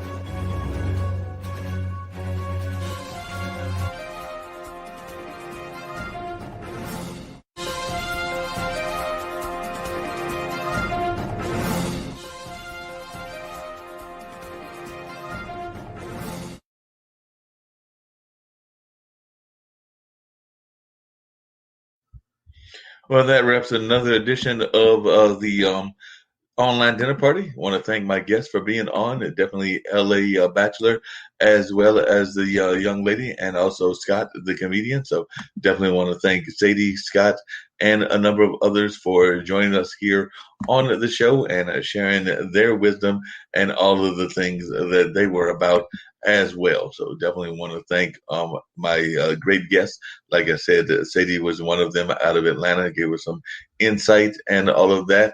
And definitely we also heard from Scott as well. So definitely want to thank these amazing guests as well as LA Bachelor for joining us on the show and all of that. So Scott Edwards was the gentleman that we had on, and he was a truly amazing guest and all of that. So I want to thank him for sharing his stories about the comedy industry, as well as his personal encounters with some of the great comedians of our times and all of that. So definitely some truly amazing guests. Was glad to have them on, and I'm looking forward to having more great conversations in the not too distant future. So that being said, I'm going to get on out of here. I think I've got to do a Danetta Watson show at 8 o'clock, and we'll be seeing what she talked about in terms of impact in business and all of that. But then we'll be back with the Gamers Den on Thursday at noon. And of course, we'll be back with our regular shows, Funk Music with Zach on Sunday, as well as, of course, we still do Funk from the Front Seat, but that is on the 9 on the Grind network. And then we'll also be back with the Roundtable immediately after Funk Music with Zach on Sunday. And then, of course, our regular Monday shows, which will be, of course, the radio show with Mark Lee and Mullins Music and Memory. So look forward to having some great conversations again with some more amazing guests. And I'll be in touch with them, and we'll have those guests lined up and some more great interviews coming your way in the very near future. So I want to thank everybody for tuning in, and we'll see you later on. But I know there's more programming coming on this network later on this evening. And of course, there'll be some other programming coming your way on the rest of the week. So look forward to seeing y'all at that time when we'll be together again. But in the meantime, I'm going to go tell you if I can find some food or something like that. So I'm going to call it a evening, but I'll be back at 8 with the Netta Watson's show. And of course, other things will be going on the network throughout the course of the week. So right now, we'll get ready to check out of here. We want everybody to have a great time and all of that. So get ready to get on out of here on the online dinner party. Get ready to see if I can find the lovely jet to get us out of here. And there it goes.